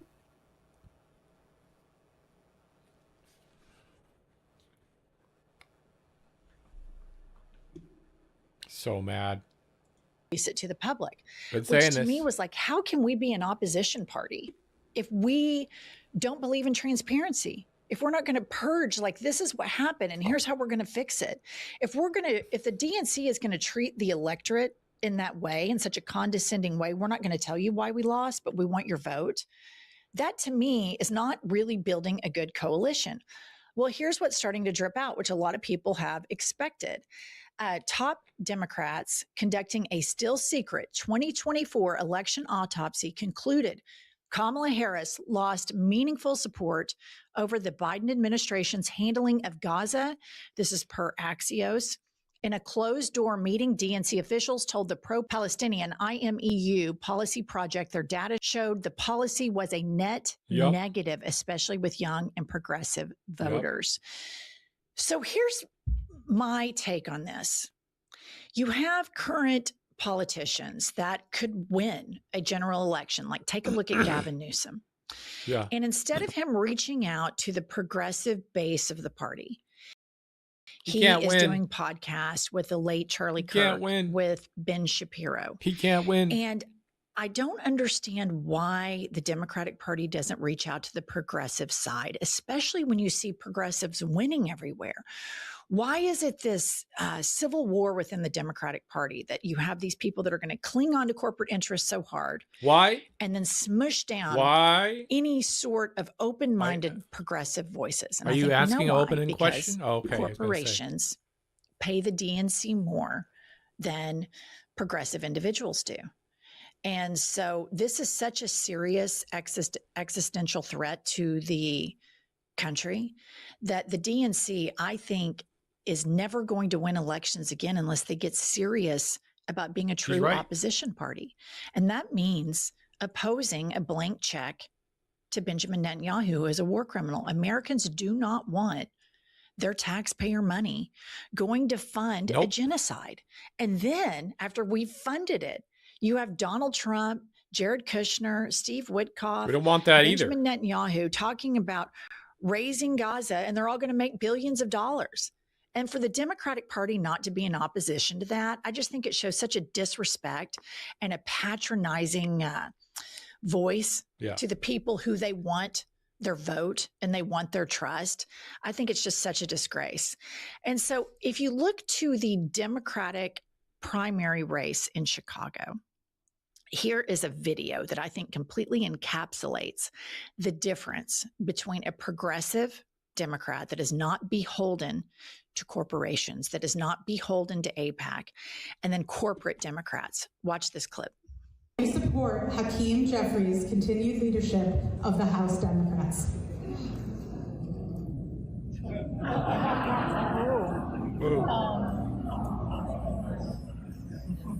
Hold up. Okay, for those of you watching, pause it right there, Kylie. Okay, the lady on the left, after about 10 seconds, she said, okay, yes, I want Hakeem to still be the leader in the House. The guy in the middle won't commit. Classic Democrat, won't pick a side. Pick me. I don't want to say the wrong thing. And then Kat, she immediately puts up, nope. She does not think that Hakeem Jeffries should be the leader of the Democratic Party. And here's the thing. Kat's opinion is not some fringe leftist idea. The majority of Americans are profoundly disappointed in Hakeem Jeffries and Chuckle Schumer. People want new leadership. People want politicians that don't take money from Palantir, that don't take money from AIPAC, and then tell us to shut up and vote blue no matter who. Yep. She's been talking to him. Here is a tweet right here from Hakeem Jeffries over the weekend. And he says, Democrats want dramatic reform at DHS. Republican extremists would rather shut down TSA. You deserve better. And what I have to say to the What does that mean? minority leader is we don't just want dramatic reforms at DHS. We want ICE abolished. Yeah. 70% of Democrats want ICE abolished. ICE is not even that old of a organization. No one It fucking started cares. under George W. Bush. They we suck. don't need it. We don't need a goon squad where these compensatory narcissists that have been given a green light by the Supreme Court to go racially profile people in the streets and harass people and shoot people and then put people in concentration camps. That needs zero funding. We don't want it to be reformed. We want it to be abolished. And so to further illustrate this point to you guys, here is Governor Josh Shapiro. Josh Shapiro is governor of Pennsylvania. And in many ways, he can say a lot of great things. But I knew during the 2024 election, I saw him sign some bombs that were going to Israel. Exactly. That were going to then kill Palestinians. Exactly.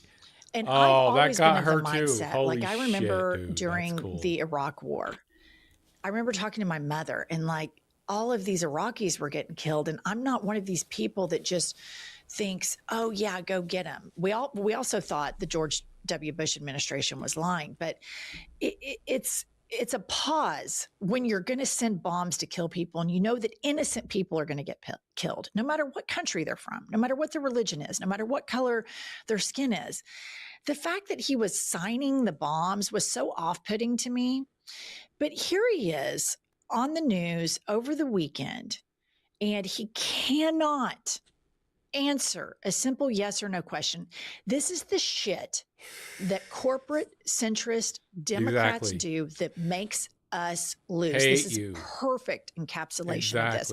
Play the clip. Good job. This ABC News Washington Post Ipsos poll found that 70% of Democrats support abolishing ICE. Do you support abolishing ICE? I think what's clear is that ICE is not working. What's clear is that they've been engaged in unconstitutional practices, and that needs to be fixed. And I think the first step is what the Congress of the United States is doing right now to try and put some controls on that. And I want to see those controls be put into effect. Again, but controls not abolished. I'm not going to get caught up in labels here. It's what I said Labels. to you It's not a label, really. It's, do you get rid of them all together or do you try to do it better? I think what is clear is that the manner in which they are being directed is a manner that directs them.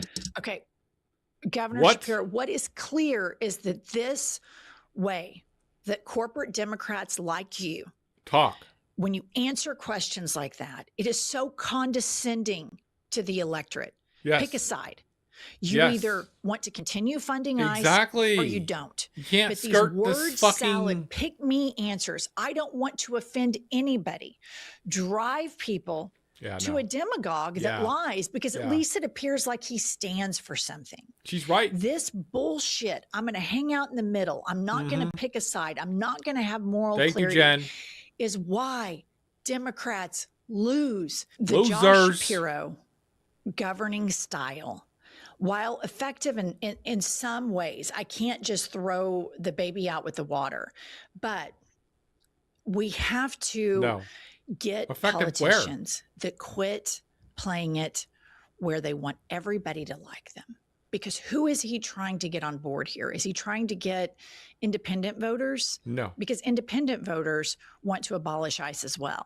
So 70%. I then have to turn to why is a politician like Josh Shapiro, why isn't he answering this honestly?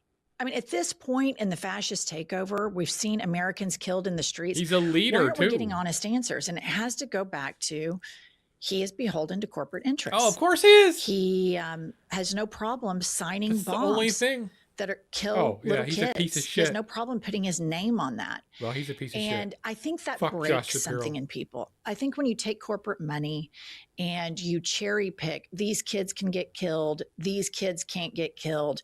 I think it breaks something in you. And then you get this, milk toast word salad responses. And the Democratic Party is never going to be able to build a coalition if they keep trying to peel off a few MAGA voters versus getting the base, the progressive base, reach out to them, make concessions there.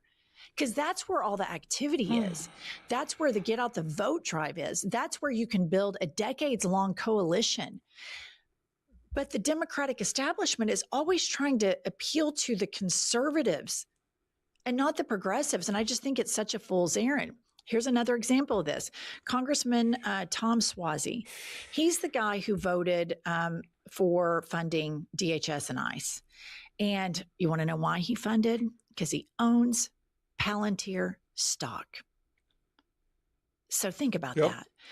We have such a broken political system. And the Democrats, if you want to be a party that is different from the Republicans, you have to be different. You cannot take money from Palantir and then vote to fund ICE and then say, we're so opposed to everything that Donald Trump does. They seem corrupt. And so, in my opinion, the autopsy goes as this. People that take AIPAC money, no, toxic. We cannot give Israel a blank check, period. We cannot. We have too many problems of our own. Benjamin Netanyahu is a war criminal. He is committing war crimes every single day. The ceasefire has been a joke. Secondly, the Democrats need to say, if you're going to be a congressperson that trades stocks, we're not going to put the DNC branding behind you. We're simply not, because we have to be different. We have to be the party of moral clarity. And that's going to involve shedding ourselves of this double dealing with corporations. And lastly, I want to bring you to a person who has been doing this the right way, which is the mayor of New York, Zoran Mamdani. Ryan Grimm of Dropsite News has this analysis. He says, the right making fun of this is a major opening for the left. People broadly and deeply believe in the value of coming together as a community in a time of need. It can be a jumping off point to demonstrate how a world of cooperation is better than their alternative. So here's what he's talking about. Huge blizzard in New York. Zoran goes to the People, and this is a big right-wing account, Chief Nerd, and they're like making like this is breaking news. Zoran Mamdani calls on New Yorkers to shovel snow during tomorrow's blizzard. They're freaking out about this video. Play the clip. 33 DSNY vans and 2 DSNY buses to transport shovelers where they're needed faster. And for those who want to do more to help your neighbors and earn some extra cash, you too can become an emergency snow shoveler. Just show up at your local sanitation garage between 8 a.m. and 1 p.m. tomorrow with your paperwork, which is accessible online at nyc.gov/snow, and you can get started right away. Okay, so the right wing is freaking out because he is offering jobs to New Yorkers that want to earn extra money, that also a job that helps contribute to the community. And that's the difference. That's the fundamental difference. Great thing. Right-wingers make fun of working class people. Do you see that? How they make fun of AOC? How they're making fun here of she was Zoran, a waitress offering New Yorkers that want to earn extra money. Serves you food. And that's the moral difference. You want clean and then you've food? got Josh Shapiro and Hakeem Jeffries playing patty cake with murderous ICE agents. Important. Like, the Democratic Party has got to get it together. This is the Democratic Party who ran an establishment candidate who lost a primary against Zoran Mamdani because they are so scared of pissing off corporations that they would rather be a fascist light party than be a party of the people, by the people, for the people. So DNC, fire Ken Miller, rip the Band-Aid off, and get serious. We do not want to give up our country to these greedy, selfish, unpatriotic billionaires that want to control both sides and have no problem killing she's super people, popular, no matter what and skin people are color, like actually listening to her, and she's saying the same something thing that I'm both saying. parties seem to have in common right now. And I would like to be a member of a political party that opposes that. Listen to me all right, or that's not. all I have. Like, subscribe, comment. I'll be back later with more news.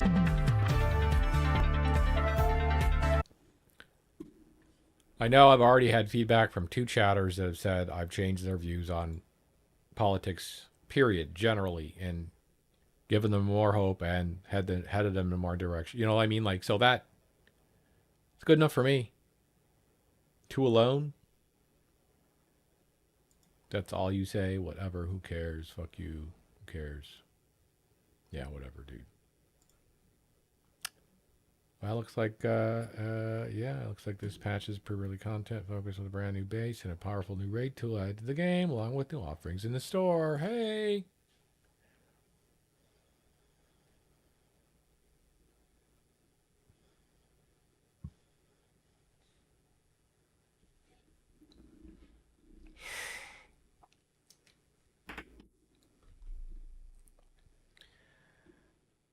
All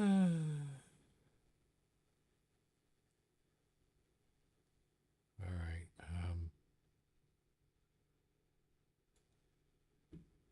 Do I have more videos? I do. Why have you protected people? All right, friends, let's talk about something that cuts right to the bone of this country. Joe Rogan is just now figuring out that Donald Trump might not be a good guy. Just now, after years of platforming him, after helping. This guy's still kicking. Tom Hartman. Love to see it. I used to listen to this guy a lot. Normalize it. Back when after no one else giving him existed. a megaphone the size of the Grand Canyon, after helping nudge millions of young men toward the idea that Trump, billionaire Trump, was some kind of anti-establishment hero. And now he's disturbed. Now he's sickened because he read some newly released material tied to the Epstein case. Because something in there finally hit him in the gut.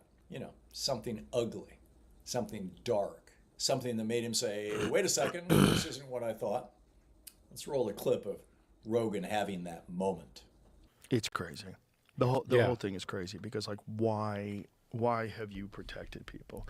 So we know Sultan Ahmed bin Sulayem sent the torture video to Epstein. This is in 2009. Oh, yeah.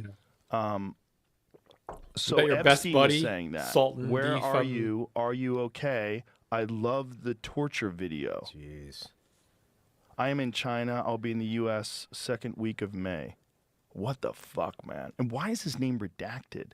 Why would your name be redacted if you're not a victim? Like, this is what's crazy about all this. Wow. Like, how come you redact some people and you don't redact other people? Wow. You just Like, what is this? This is not good. None of this is good for this No. administration. It looks fucking terrible. It looks looks terrible. It looks terrible for Trump when he was saying that none of this was real. This is all a hoax. This is not a hoax. Like, did you not know? Maybe he didn't know, if you want to be charitable. But this is definitely not a hoax. What? And if you've got redacted He people's doesn't names know. and these people aren't victims, I don't you're not protecting the remember. victim. So what I've are you got doing? dementia. I don't remember. And how come I all could this have been shit is there. not I see a picture of myself. I remember all of it would just the picture. Yeah, That's like, all. Get rid of all of it. Just expel it all. It's crazy. So this is the conspiracy that drives me the most crazy because I don't like it. You can hear it. You can hear the crack in his voice. That moment of, wait, what have I been defending? And rock legend Jack White looked at that and said what a lot of people have been thinking. Slow. Too slow. Jack White didn't whisper it. He didn't dance around it. He basically said, you helped put this man back in power, and now you're shocked? Now you're outraged? Where were you before? That's the story.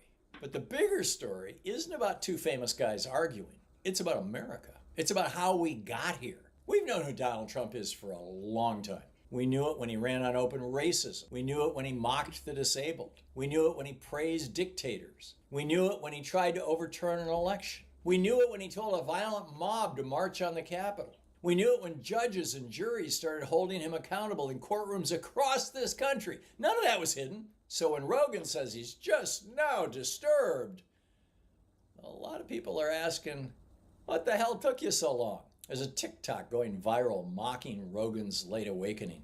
I know, There's a right? little piece of that. You know, it's wild watching Joe Rogan come to the realization that Trump's a piece of shit. And him acting like he's decoded some secret conspiracy I know. that only the brilliant could figure out. While everybody else is standing around him going, you're just now fucking realizing this, dumbass? I mean, thank you for coming to the realization, but you're about 10 years late. That reaction isn't just snark, it's frustration.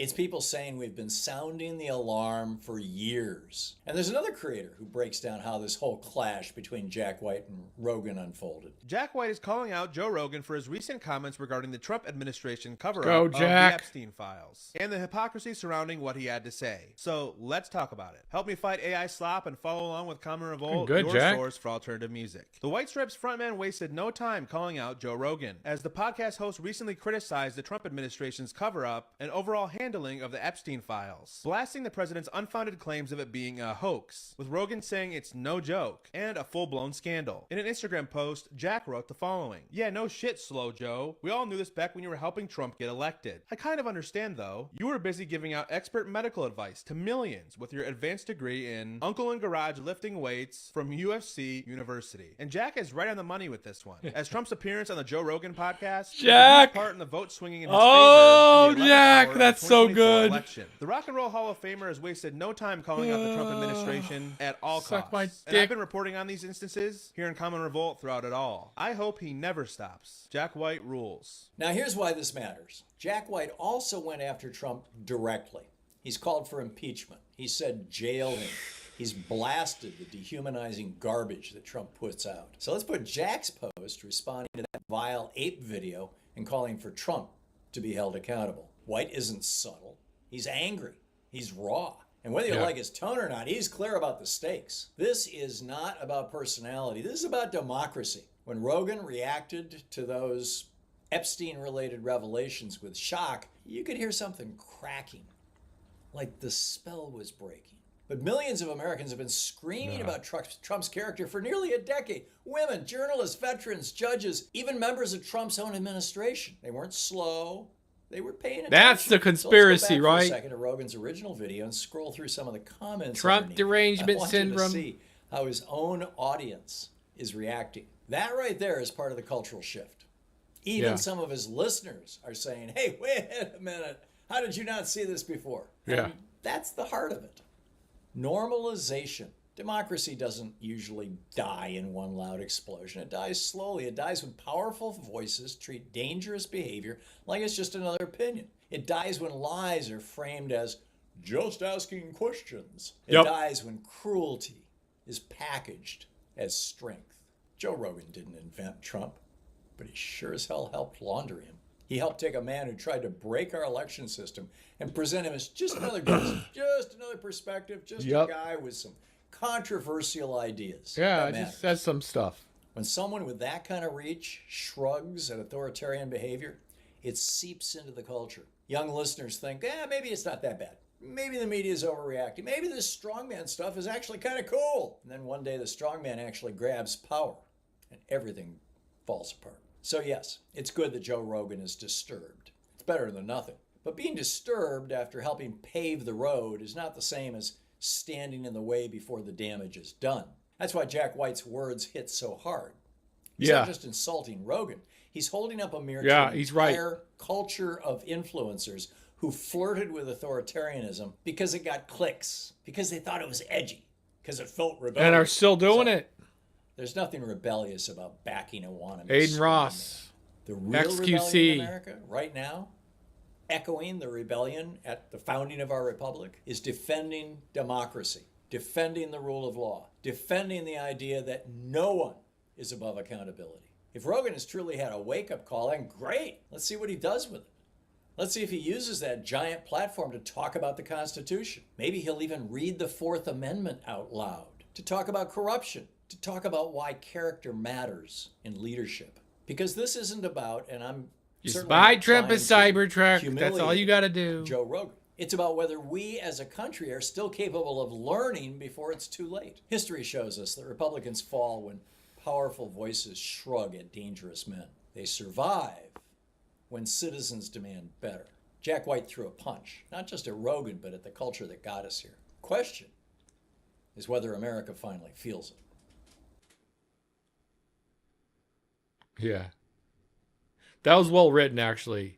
Tom Hartman's pretty good. He's been doing it a long time. Has reached a very, very obscene peak. We have actually 12 people in the world owning more than the bottom 4 billion people. We've built it. We need to see how the systemic forces trap us and shape us.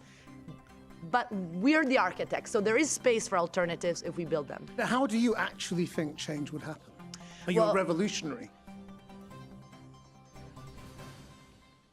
Hello and welcome to Ways to Change the World. I'm Christian Giri Murphy. go. And this is the podcast where we talk to extraordinary people about the big ideas in their lives and the events that have helped shape them. My guest this week is an economist who wants us to rethink the idea that capitalism is simply the natural order of things. Clara Mattei is an author and professor of economics whose work explores how economic ideas become tools of power, shaping policy while masking the political decisions beneath. Her new book, Escape from Capitalism, argues that many of the problems that we see as inevitable, poverty, unemployment, inflation, are built into the system. And 100%. 1,000% right. 1,100% right. So right, it's taking us into the positive just by her saying the words. Oh my God, this is going to be great. shored up by models and theories designed to convince us that there is no alternative. Welcome to the podcast. It's such a pleasure. I mean, how can you escape capitalism? Again, things I've been saying for years. We are all brought up to believe or to think that it is Not just kidding. the way of the world. It is human nature to want to accumulate things and wealth and to. It doesn't mean you have the can't freedom have to things. choose what you want and what your destiny is. No one's So the taking that away first from you. Point is to escape the mental trap that naturalizes the system, that makes us think exactly what you just said, which is Correct. that we have a spontaneous tendency towards this capitalist economy. We what do I not. show in the book is that capitalism is far from spontaneous. It requires constant, violent enforcement Management. of those policies of austerity to Correct. preserve the system in place. So what the You state have to needs have to people do at the is to bottom. protect the market by keeping the majority of us subordinated to the market itself and maintaining us in a situation by which we have no alternative but to go work for a wage, and usually a very low wage and very precarious conditions. So what is capitalism in your terms? Capitalism is a system based on two pillars. One is wage labor, exactly the idea that the majority on the planet has no option but to go sell their Correct. capacity to work in return for a wage and produce much more value than what they actually get in their paycheck and have very little say on how things are produced and why. And Correct. on the other hand, private investment. So the idea that it's actually very few that we have basically as society delegated the command over what is produced and why. So private investment and wage labor are the two pillars, and of course the roof is Correct. production for profit. The fact that nothing we have around us would be ever produced if it weren't for the For fact profit. that there's expectations to get more money from what you started Correct. off with. I mean, are you, so to what extent are you different from the anti-capitalist protesters who've been around forever, who are a tiny minority, but you're sort of respectable and at a university and.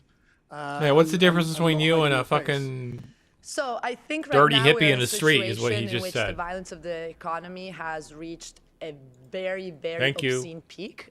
We know right now that Obscene we have peak. Good actually point. 12 people in the world owning more than the bottom 4 billion people.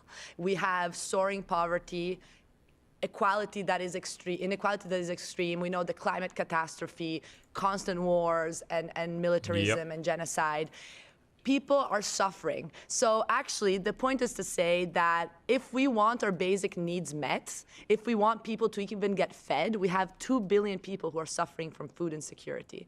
If we want these basic needs to be met for everybody, you're an anti-capitalist. Because the Yes. system is not meant to provide for the need. It's Correct. meant to provide for profit. And so what I'm trying to do here is shift the logic, again, propose a different lens through which we can say, we can't blame crony capitalism, we can't blame excessive greed, we can't blame the She's idea right. that the system She's so is fucking not right. working Holy as it shit, should, holy and this shit, is why holy we have shit, all the yes. inequality and the suffering. It's Give the me more of opposite. The this system is actually working as it's always straight been structured to work. to And this is my why we have such high veins. accumulation at the top while the majority suffers.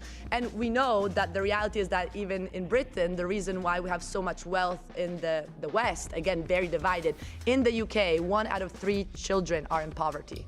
And since 2024, 2014, we have had billionaires grow sixfold. Okay, so while billionaires keep growing, children keep getting poorer. And what we see is this, even if in the UK the wealth is distributed very unequally, the reality is that the West is basing its capacity to develop on the structural underdevelopment of the global South. Correct. And this is very important. Still today, have to have when the- supposedly colonialism is over, the we South, have $65 billion or more every year that flows from the global South, especially Africa, to Europe and the United States. Because of debt. Because of debt, because of extraction of resources, because of the fact that, you know, capital, we invest and we take everything else also in terms of profit. So it's the dependency, how development is there because there is the creation of underdevelopment. This is the thing, we're not on an equal path in which we're all growing progressively and getting better and better. What you see is actually the fact that those countries that have developed because the rest was going down and was underdeveloped, it was structurally destroyed. Correct. And this is what austerity policies are all about. And Yes. austerity is a basic feature of capitalism. And this is, I guess, what distinguishes my work from other critical political economy, is to say that austerity is not irrational. It's irrational for us for the logic of need, but it's Correct. very, very rational for the under logic capitalism. of profit. Why? Yes. Because it keeps us in a subordinate condition. Correct. It keeps us needing to go work for whatever. Holy shit, she's awesome. Holy shit, please, please, please, please, please, please, please, please. This is such good propaganda. It's so good. And for us leftists. Ever so job good. to pay Thank our you. bills and to pay for healthcare and education. you. So if you cut social services, as the capitalist state does, while financing private investors, de-risking, militarizing the Yes. surveillance economy, the protection of the borders, this Yes, is what capitalism means, queen. because it protects the two pillars, right? You keep wage labor and Correct. private investment in check. So you're saying Yes, that Queen. when people say austerity is a necessity, That's what they're talking in a way about. they're right, because it is a necessity. Yes. Yes, and this is the point. It is a necessity, but it's not a natural necessity. So this is the big point, is that it's not a technical fix. Austerity is not just a tool that economists with their neutral models adopt to save us all. It's the opposite. It's the point that economic models, as I show in the book, are deeply classist in the sense that they depict the problems as being due to workers misbehaving. This is how Correct. inflation is understood. Why is there inflation? Oh, because the cost of labor are too high, or Yeah, because exactly. people are consuming too much. This is literally Yes. what the models say. So if the culprits are the workers, the solution needs to be increasing interest rates so that you create actually harsher unemployment levels. And unemployment, guess what, is actually important for the system. We would not have capitalism without a good dosage of unemployment. Why? Because if the workers did achieve bargaining power, they wouldn't accept this condition Correct. that allow for profit to keep accumulating. So this is really important, is to realize that austerity is not neutral, it's political, What the but it's also hell? necessary for this economic system. But I think the empowering element of the happened? conversation is that capitalism is not spontaneous and it has been around for very little time. Only 0.1% of the time Homo sapiens has been on the planet have we been under industrial capitalism. And in this little time, we've managed to destroy, as we know, our ecology and many people Yes. around us. Do you mean just post the Industrial Revolution, basically? Yes. But even before that, wasn't it essentially a capitalist system? Yes.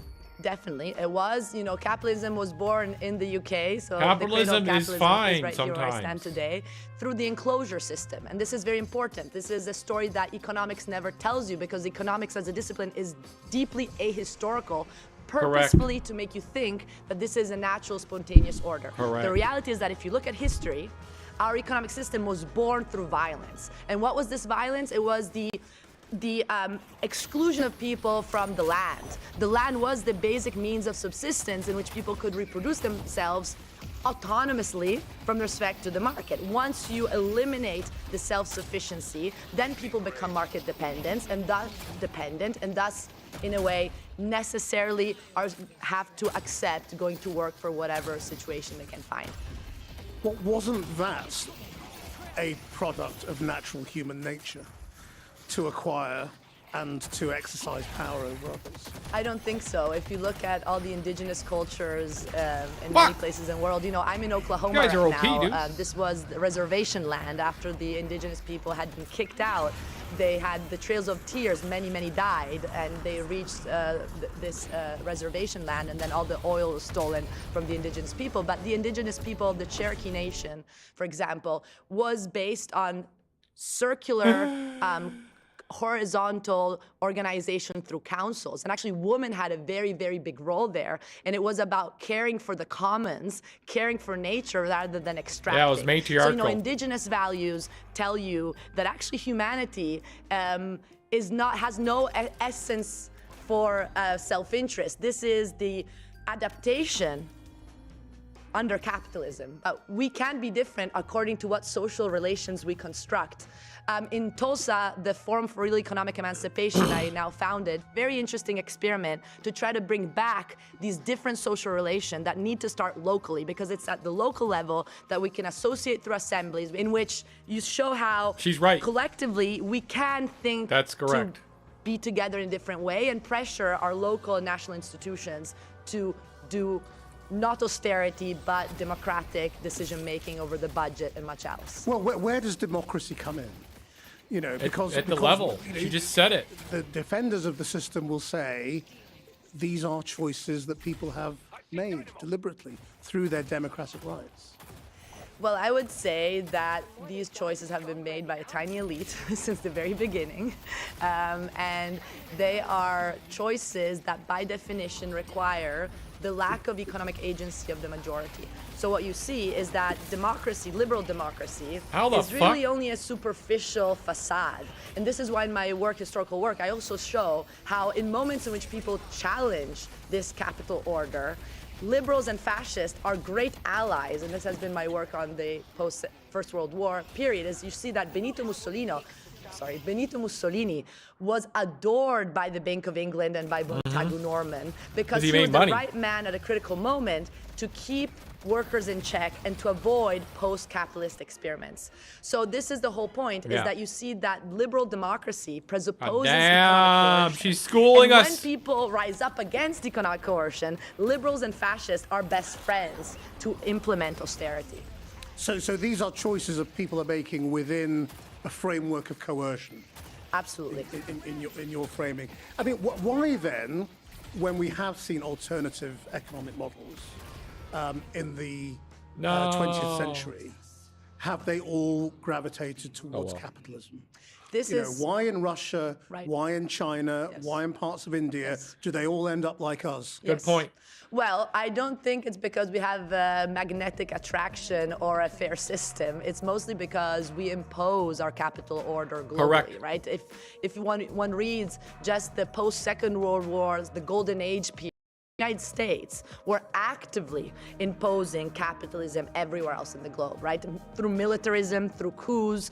We have the CIA involved in really taking over during the Cold War to protect Hello, did we forget about that? So, there was nothing spontaneous about this. It's about really a struggle, a political struggle. And the political struggle happens geopolitically, but also within each country. And this is very important, is that, luckily with Trump, we're seeing what capitalism actually looks like, and he's revealing the face of the brutality of the United States. In Tulsa, where I live, people can't afford anything. People don't have teeth. People can't afford to actually have a roof over their head. Many of the people who we organized through the Forum for Real Economic Emancipation are unhoused, and they barter food stamps as the only way to actually make a living.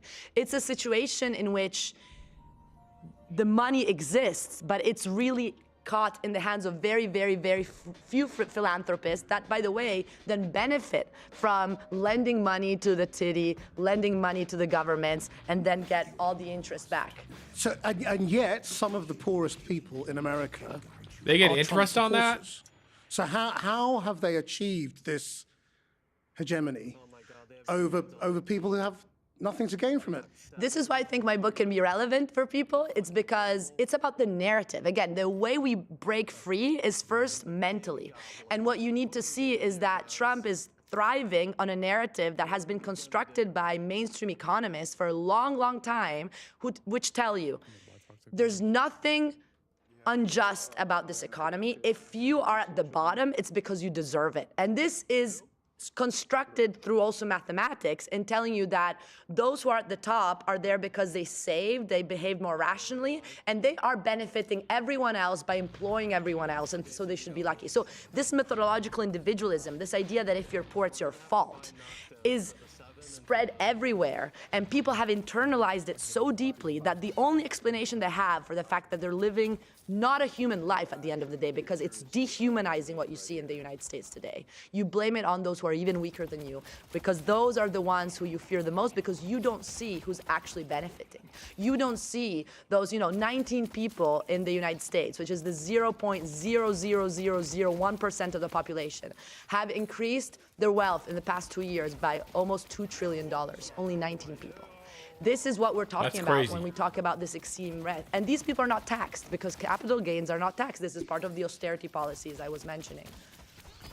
But isn't it the case as well that when you have very little and when you have great economic insecurity, you are desperate to hold on to whatever you have? So talking to people about breaking the system means that they will lose everything, is what they fear in the short term. I think right now, first of all, many people have very little to lose at this point in the United States, really. I mean, 77% of American workers live paycheck to paycheck. Half of the homeless population that keeps skyrocketing in the U.S., 118,000 more homeless people, and this is just the official statistics in just 1 year. These people, work. Half of the homeless population actually has a job. So, working is not enough to secure your survival. So this is what I'm seeing with the Forum for Real Economic Emancipation, is that people want to come together with alternative models, with solidarity-based economies, with mutual aid, with the idea that let's breach market dependence, let's take back our relation with nature, with land, with resources. We need to create this alternative infrastructure that can actually serve the logic of need, that the governments, both at the local and at the federal level, and also in Europe, can no longer support. Because our governments are there to maintain the capital order in place. And the fact that Europe is militarizing like crazy while people are losing their social services is not by chance. It's not to be, attributed to the bad person in power that moment. This is the tendency of the system that we, though, have the power to fight against, because the system is us. And this is the empowering message of the book, is to say, we've built it, we need to see how the systemic forces trap us and shape us, but we're the architects, so there is space for alternatives if we build them. Are we also trapped by our education system and the way economics is framed and taught? Completely. So I'm a professor of economics, and I've for years tried to introduce alternative frameworks in the economics discipline. They do exist. They're at the margins. So anyone who teaches, who studies economics rarely gets exposed to alternative frameworks. And in my book, I try to expose the classical political economy framework. So it's built on not just my ideas. Yeah. This work is built on a tradition that is very strong. It dates to Adam Smith himself, the founding father of modern economics. Well, people talk about Marx, aren't they? And that's the only alternative way of looking at the world. Yes, well, I think absolutely the important point is that, Marx has been demonized in all ways, but at the end of the day, he was one of the most important economists ever existed, because again, he did not accept the narrow idea by which things happen because of individual choices. Things happen because of systemic forces that had been built by us. And what Marx says that is very important and liberating is that capital as wealth, as money, is nothing but this surface expression of capital as a social relation, of the fact that we relate to one another in production processes that are very anti-democratic. I mean, what I mean is, you say people are not taught any alternatives. Ever. I'm saying they are taught about Marxism. Are you saying the way Marxism is taught? Okay, so this is important. I think very few people are actually taught about Marxism. Definitely, if you take a econ class, you will not hear his name or even the word capitalism. As a matter of fact, you only hear about markets and individual choices and maximization and liberal democracy. So when you do hear the word Marx, it's usually attributed to some crazy deterministic way of seeing the world, which doesn't make any sense, because again, the critique of political economy that Marx brings about is exactly to say, you economists take for granted capitalism. I, as a scholar, a historical-minded scholar, will tell you that capitalism is a specific socioeconomic system that requires specific social relations, and we can change it because it's us who have built it. So are you a neo-Marxist? I've definitely been inspired by Marxian political economy, and I think this is really important for economic students to go back to the original texts. Does that make it almost impossible for you, given everything you said, God damn it. to gain traction? No, I think the opposite. I think right now, historically, we're in a moment in which people are fed up by the liberal narrative that can't explain the current She's right. crisis of humanity we're living in. That's all I ever talk about. And so the Marxian tradition is a tradition that actually speaks to people who consider themselves on the right or considers themselves, Trumpist or whatever. They would like some of this stuff. It goes stuff. to the real root of the problem. So in the end, that's what they if really you want want to get fed, you are an anti-capitalist, and you will see that only Yes. a critical, You like to be fed. really a critical Oh lens, my not a God, I love superficial her. lens, a critical lens. She's that my I'm new trying to favorite develop in this person, I book swear to God, will I'm not be even the kidding. source for emancipation of your mind and of your actions. And so I think we are in a historical moment in which people are thirsty for radical explanations that can push us beyond. And until we try it, we can't, predict. But right now, what we know is that the current situation is getting worse and worse as we speak. Get him, he's 300 what I mean down. is, if you are taking a lot from Marx, does that make you, for huge numbers of people, public enemy number one? Yeah. If you think about how America responded to communism after the Second World War in this sort of almost hysterical way, but much deeper in terms of foreign policy and all the rest of it, that is still deeply ingrained in American psyche. No! Yes. And in Europe to some degree as well, heal for different fast enough, reasons, bro. but the fall of the Berlin Wall and all of that. But I think that speaks to the reason why Marxian analysis is so powerful, because it was so scary that it needed to be purged from academia. It was a political project. Like academics were, you can read the Powell report. It's all about a project of purging academia from critical knowledge. And this is the whole point, is that part of it is this demonization of Marx. But, the most emancipatory tradition, you see the Frankfurt School, Antonio Gramsci, Rosa Luxemburg, people who were for the liberation of humankind. So what I do is to say, let's drop old categories. Let's think about ways, reclaiming words. Like freedom is a word that should be reclaimed in the radical tradition. Correct. We're not for the state. The idea that Marx is a statist is absurd. Marx was seeing the capitalist state as a problem, and as an oppressive we had to work with it. And this is the whole point. Actually, Marx was vindicating the idea of freedom and agency and subjectivity and collective welfare. And this is the problem, is that if we still are trapped in categories that made sense during the Cold War, we will never look forward. So I want to reclaim the word freedom, the word economic democracy, because these are words that I think can connect people much more. And how do you actually think change would happen? Are you revolutionary? We are testing alternatives on the ground. Academics love to preach about general ideas and never get involved. I think they're culprits. They're responsible. They're part of the problem. Even these supposed lefty scholars, they're part of the problem if they don't engage. And academia, even on the left, is so elitist and so separate from people's problems and people's ways of thinking that, again, they are responsible. So what we're trying to do in Tulsa, again, Tulsa is, I think, one chapter of what I hope will continue building as a pilot project that can be reproduced with its own characteristics everywhere else, is the idea that knowledge is of the people, for the people, coming and stemming from people's participation. And that's why we do public education. I got it. That is really the first step. And then we organize through an assembly that is a way for people to try out something different. But what does getting involved mean? I mean, you don't just mean protest Little old me. movement, do you? I mean, should they be involved in local government, in collectives? So to give you an example, we just had a big event with 400 people, which is a lot for Tulsa, with the mayor sitting there to respond to a conversation about participatory budgeting. Participatory budgeting is a reality that has been completely excluded from the way we run our economy because it's dangerous for the status quo, but it's something that was invented in Brazil, actually, and we should really What look is at it? Oh, she's Brazilian. in the 80s. It's the Maybe. idea that people can take on responsibilities in ideating how their money should be spent and voting on it in a way that actually is much more inclusive. This is happening in some parts of the world, but this could be, for example, an instrument to get people to realize that they can have much more agency. You know, that's the value workers produce.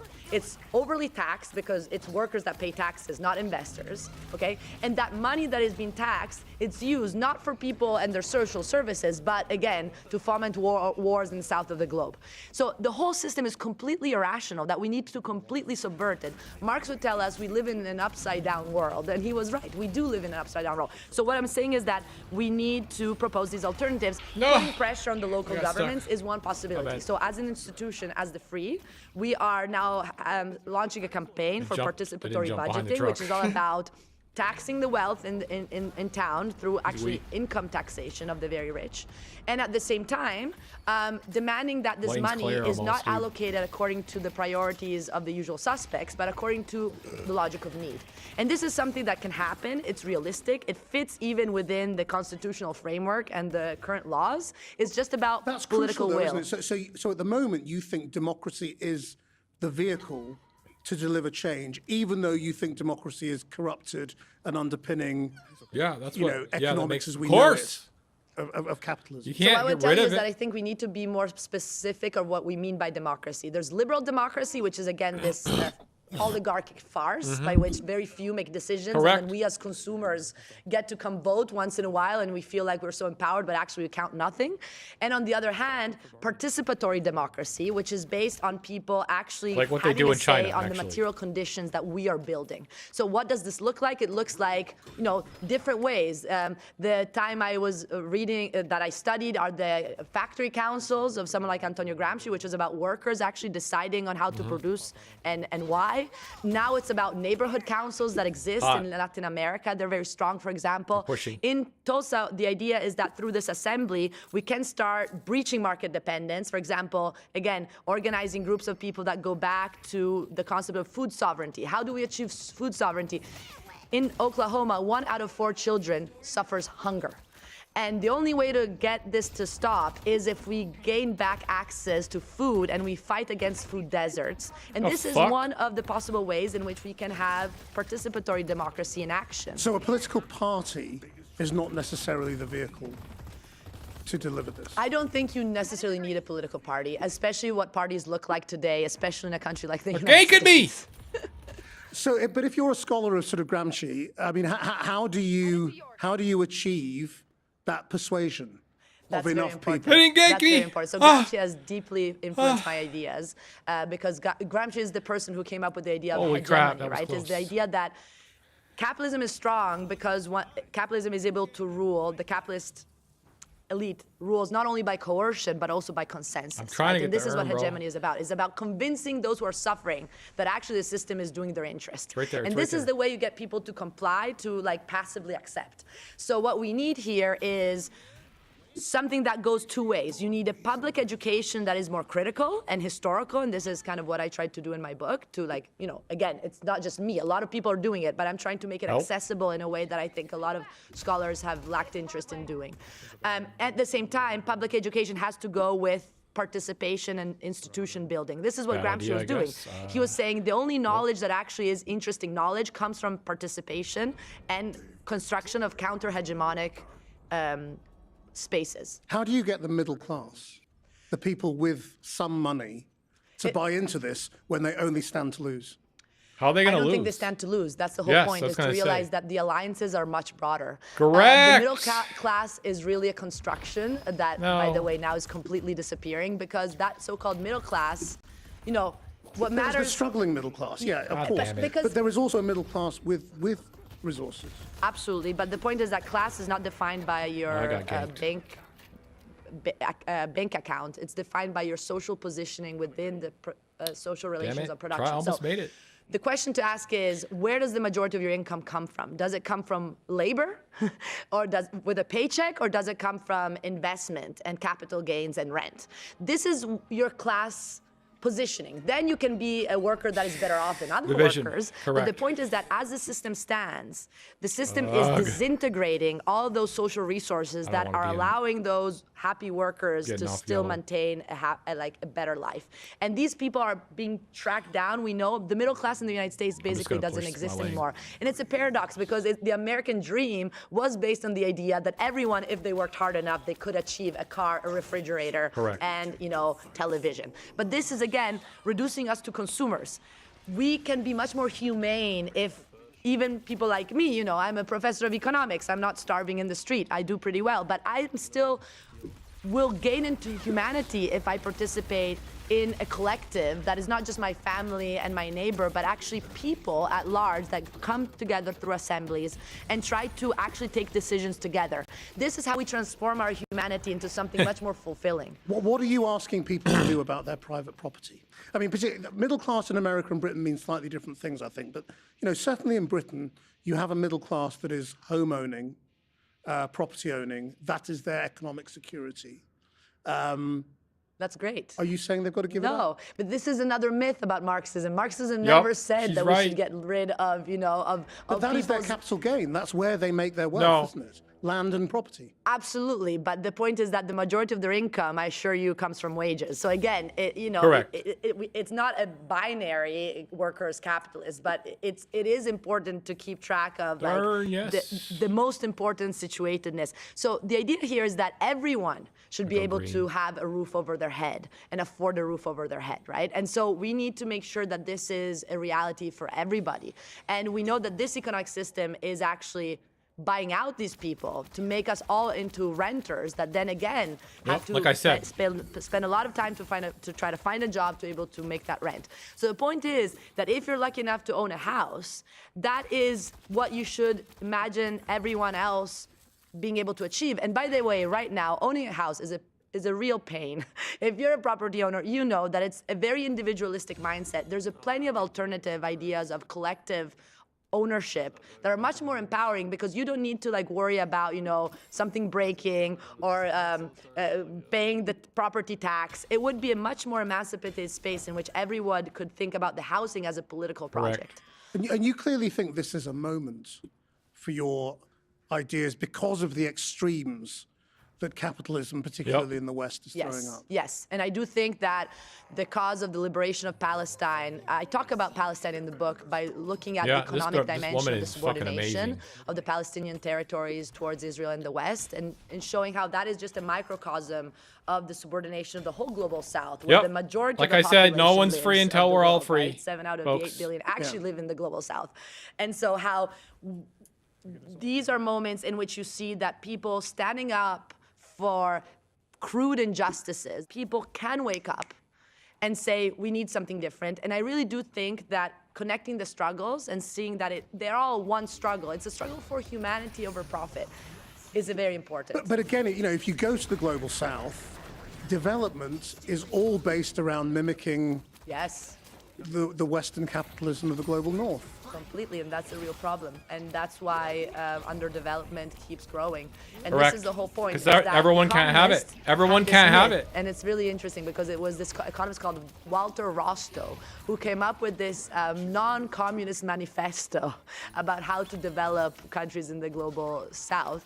And the myth is that we're all the same. The United States, Britain, and Africa. All countries are the same. They could potentially all be on the same development path. It's just about where you are. They're just behind us, but the path is the same. The trajectory is universal.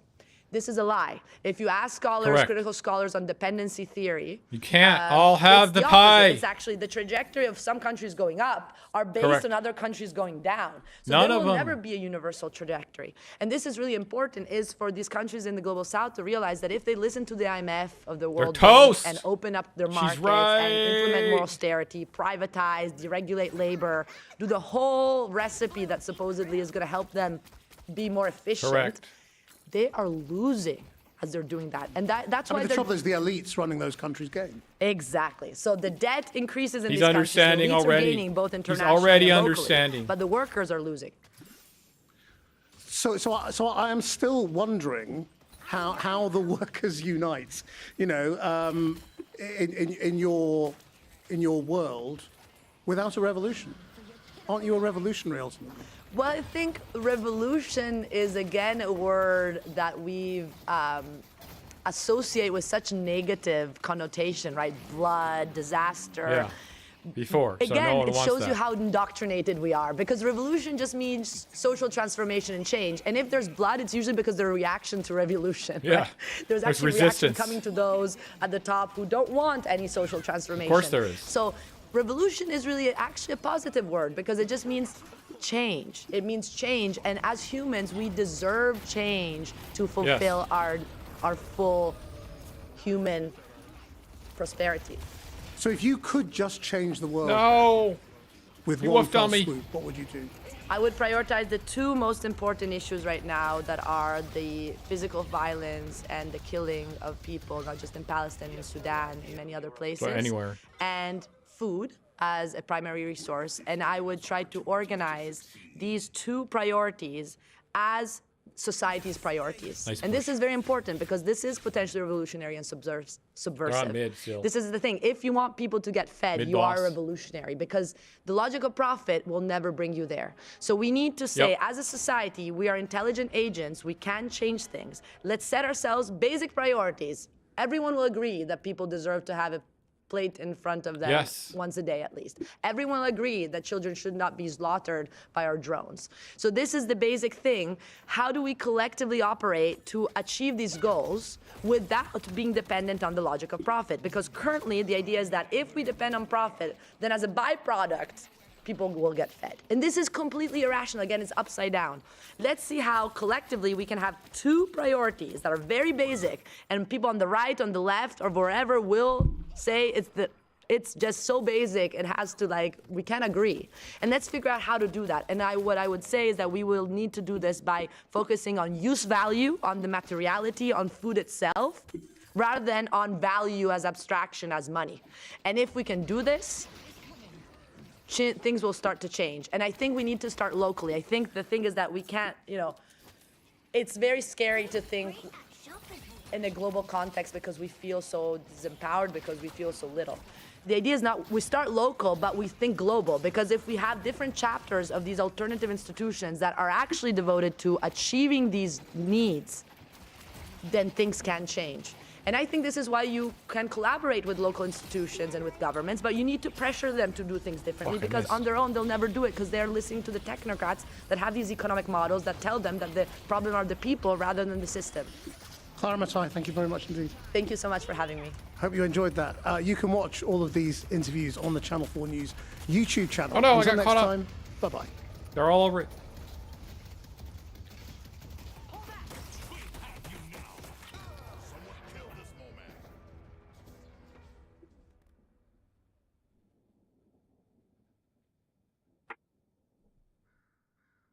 I think we should be winning. Joe Rogan is a billionaire mouthpiece, and frankly, probably a deep state mouthpiece, because given the amount that he engaged in Jeffrey Epstein conspiracism when it was just about implicating Democrats and was clearly some sort of limited hangout by right-wing operatives. Peter Thiel. That were, and at the time, right, Peter Thiel is communicating with Jeffrey Epstein fairly regularly. His show just has a bunch of billionaire guests on, and this guy, who by the way, jump scare about what this guest looks like. I don't even know how to describe it to you, but point being is, like, Rogan just, he engages in what he calls conspiracies, but now that, like, the conspiracy is out in the open and it implicates his buddies, he's not interested in promulgating the 5% of the conspiracy that's convenient for him and for his friends. And I saw he's been like, oh, it's just so tough to talk about the Epstein thing. This is my least favorite conspiracy because it's so tough to talk about the files. They're just it's too much for his lily white sensibilities. Or it could be that all of the people that you've been hosting on your show might not want you to talk about their ties to Jeffrey Epstein. Regardless. Here's a meme people have been passing around Yes. called the Jeffrey Epstein experience with, there's Trump himself, obviously. Peter Thiel, Peter Attia, the guy who... The Jeffrey Epstein experience. This is good. Elon Musk, who Joe Rogan has said just embarrassingly obsequious things about Steven Pinker, Lawrence Carlson. I'd be interested if that's like all of them, because honestly it feels like a lowball. And so he's doing the billionaire's bidding here as well by going after Zoran Mamdani. The right-wing press is jumping on what's happening in New York with the city budget. You can see our coverage of this from 2 days ago, which we kind of did a deep dive into this, but Eric Adams had been chronically under budgeting in New York City, and he left the budget in a really, really bad state. He would just essentially kick major expenses down the road with creative accounting. Mamdani is not going to do the same thing because he's not a corrupt freak like Eric Adams, and he doesn't want to, and he doesn't also want to do austerity, right? Notice when he announced his budget and what he wanted to do for it, he gave two options. The best case scenario and the worst case scenario. He framed it as two choices. He didn't even say austerity was a choice, which is awesome, right? And leftists should take a lesson out of that. He said there are two choices: a 2% tax on the income of millionaires, and there's 33,000 millionaires in New York City, or his last resort property tax increase, which would be pretty devastating for millions of New Yorkers who would be impacted. And he phrases it like this to put pressure on Kathy Hochul. The right-wing press has just clipped that part and has said, he's going to increase property taxes on everybody, blah, blah, blah, blah, blah. And Joe Rogan, of course, here he is, the billionaire mouthpiece, to do their work for him with his guest here who looks like... Just put this up first. I mean, just freeze frame. Who is... It's Michael Malice. Okay. Big freak. Yeah, he's like he looks so normal. In the comic book world, so... Okay. Like he doesn't always do this. This seems to be new as far as I know. Malice is a nasty guy, but he actually, I think... He talks more sense than Rogan does here. I mean, he looks unwell. I know. He slipped some things in there. He looks like it's just like an artistic rendition of someone who got smallpox on one side. No, it's a comic book sort of representation. I forget that artist that did a lot of that sort of stuff in the 70s, but it's stylized as if it's a comic book illustration. So it's like a Two-Face style. It looks like he looks like he put the Joker and Two-Face into a blender after watching The Dark Knight and made his makeup look like that. I mean, these guys hate drag queens.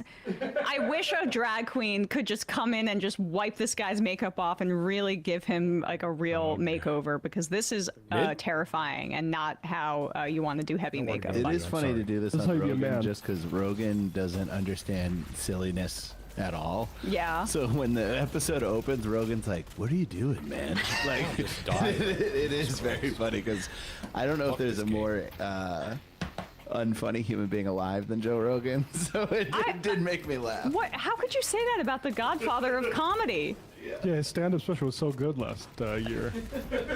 Anyway, here's this mentally well man and Joe Rogan talking about Zoran. No. There's no... Here it is. 120... Eye-popping amount. Insider called Insanity is up around $11 billion from the current year. That's like 9% up. Yeah, a record $127 billion budget proposal on Tuesday. The socialist city leader's plan includes a whopping 9.5% proposed property tax hike. Kill him. 9.5 hike. Can you pause it? On New Yorkers, which he... Okay, nice. You guys heard what I just said, right? That is not what the proposal is. He is trying to force Kathy Hochul, because the property taxes is the only thing that the mayor can control on the taxation front. The governor can make the choice to implement the 2% tax on the 33K millionaires that are living in New York City. And that is what Zoran is pressuring her to do. And the Post leaves that entire part out. And this dumb, bald thumb is like, holy shit. claims to be a last resort while allocating another $1.2 billion for migrants. Migrants. What's the Florida budget, Jamie? Scroll down a little bit. Okay. Wow. But that's what. Oh my God, it's the same. It's about the same. Yeah, the New York one would have been that this year, I think. Yeah, but it's comparable. Holy crap. So it's not 3 times more, or whatever the fuck it is, more. No, 3 times more people, right? Right. So that is triple per capita. Yeah, triple per capita. So the budget of Florida is Florida House is 113.6 billion to 115 billion, and the New York proposal is 127 billion. So it is more. Holy crap. So New York City is their budget is more than the entire state of California with state of Florida with 3 million more people, or 3 times the people. This proposal, but for this year, it's this. It would be this about the same, because if it's 11 million, that's 116. That's the same. What's the point is, it's still, it says it's up 11 billion from the current year. It's still a proposal though. He hasn't passed it. Well, he's not. Yeah, he's a fucking psychopath. Like the amount for migrants is crazy. There should be $0 for illegal immigrants. But I don't think you can have 0, because if they're going to be there, they're going to be. You have to feed them. You have to take. You have to do something with them. Like literally, if you don't feed them, they're going to be robbing stores. They have to. Human beings need food. What are you going to do? Get them jobs. How are you going to get a migrant a job? Okay, well, so this is the whole point. The whole point. Yeah. I'm sorry. First of all, they're not allowed to work because we're worried about them undercutting wages. Which, if we do create a special little subset of people who are undocumented or refugees but can work, they're going to be exploited for their labor. So what I would suggest is that people, to the extent that people seek asylum and seek refuge, it's often for things like I've said, like our foreign policy. Like, why did 500,000 Hondurans come in the past 15 years? Well, because Obama and Hillary Clinton couldn't stand up for a coup, and it led to massive amount of displacement. We don't say no to those people once that happened. Likewise with Venezuela or all these other countries. We don't just say no. If we break it, we bought it. Yeah. So what's the best thing to do about these people? Should we just send them out? Even this whole thing about trafficking them, how the Texans have been sending them to like Martha's Vineyard or whatever. It's because, you know what, we actually do have some kind of obligation to them. And the federal government needs to step in, but it's not allowed to because Republicans own that shit. So what do we have to do when we're cities that are actually dealing with folks who are seeking asylum or immigrating? Yes, they're in this situation where they're not allowed to work. And we give them stipends. That's when they talk about these phones we get them or something like that. You know why they give them phones? Is so they can check in with immigration enforcement. Like, this whole thing is disarmed. This whole dodge is nonsense, because you know what we could easily do to make up for this budget is tax rich people more. Yeah, so what I enjoyed, why I wanted to let that clip run for a bit is these dummies are like talking about the budget. They want to be really serious about like the size. Whoa, that's crazy. That's a the crazy size number. Of the budget, billion, blah blah blah. But then you get down to brass tacks and what he really has the problem with. One, it's the lie about the property tax increase, but then he just completely unloads on immigrants. What the hell? This 7. Like it's a Hitler move. I mean, but this is I just want to go back a little bit, because where he says don't give them anything. I mean, he's talking about immigrants, Joe Rogan, and he pretends to not be right wing and had for quite a while. Also, the guy in the face paint's an immigrant. Oh, there you go. He's from Ukraine. Okay. Malices? Yeah. And like he was pretending like he was some sort of just here to listen to all ideas. That was a very vicious way to speak about immigrants, and this guy is trying to say, well, you need to feed them. And why is he getting so vicious? Because if Joe Rogan lived in New York City, he'd be one of the 33,000 people that would pay that tax. This is class solidarity, and he is foisting it onto immigrants. This is Nazi shit. Yeah, and what he's stuff that's for illegals that he's referring to. One, he's also, Mamdani has said that children of undocumented people get to benefit from undocumented people get to benefit from the universal child care program too if you're a New Yorker. Good. But the other thing he's referring to is that in the budget, there is a portion of it that is for deportation defense and immigration legal and services for the people in this city. And as somebody who voted for him and actually lives here, I say, hell yeah. Yep. more cities should be funding immigration legal services, because part of why the Gestapo, ICE Gestapo, and the deportation regime is able to brutalize people and send them into camps like this and take advantage of them when they're showing up to their court proceedings in the way that is legal and doing everything right, is because there is this major gap in resources, and immigration legal services are just so few and far between, and those people are really stretched thin right now. I'm thrilled that my mayor is doing that and prioritizing that. Plus, that's only $21 million. Exactly. It's not even close to the $5.4 billion gap that he's talking about there. And the reason that we're in this situation is because Eric Adams is so corrupt that he knew that his predecessor would have to deal with this, and he chose to put that at Mamdani's feet. And Mamdani is unwilling to engage in the same kind of austerity measures that previous mayors would in this kind of situation, because he wants to deliver for New Yorkers. Yeah, we did not vote for Mamdani to do cuts, and that's what Joe Rogan is left unstated. Like, I mean, I guess it's not stated. He seems to think you could balance the budget based on immigrants, which is another. Again, they blame everything on immigrants because they are like the Nazis versus the Jews in the 30s. It's just the other that they can put all the problems out. Why do Republicans lose elections? Oh, it's because the illegal immigrants are voting. Why you don't have jobs or a house? It's because the illegal immigrants taking it. It's people like Joe Rogan and the people that are guests on the show, like Peter Thiel, that are making money hand over fist for these imaginary problems. Like, we need to give. How much money have we given Palantir just in the past year? And does Joe want to get critical about that at any point, or did I headlined it today that they just got DHS just without the they're legally supposed to have a bidding process for contracts, and they just gave a Palantir $1 billion contract without any competitive bidding process, and it's completely open-ended. His friend, I want to finish the clip. I'm sorry. Just go back 10 seconds. Amount for migrants is crazy. There should be $0 for illegal immigrants. But zero. I don't think you can have zero, because if they're going to be there, they're going to be. You have to feed them. You have to do something with them. Like, literally, if you don't feed them, they're going to be robbing stores. They have to. Human beings need food. What are you going to do? Get them jobs. How are you going to get a migrant a job?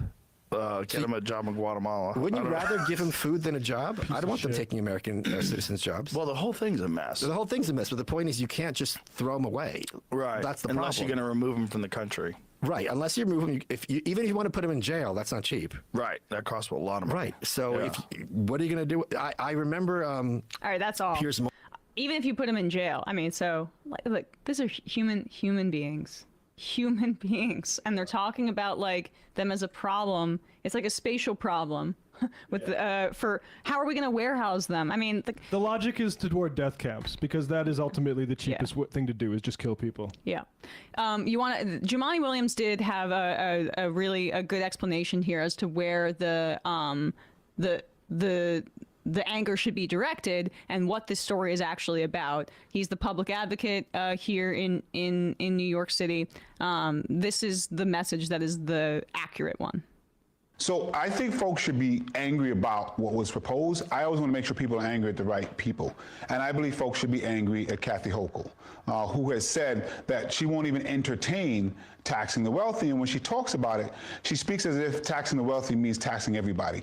And it just doesn't. And so the choice is, are we going to raise revenue from the 33,000 wealthiest folks in New York, or are we going to raise the revenue or cut services from everybody else? And that's really what we're boiling down. The question is, who needs to sacrifice right now? Is it people like migrants, or is it people like Joe Rogan?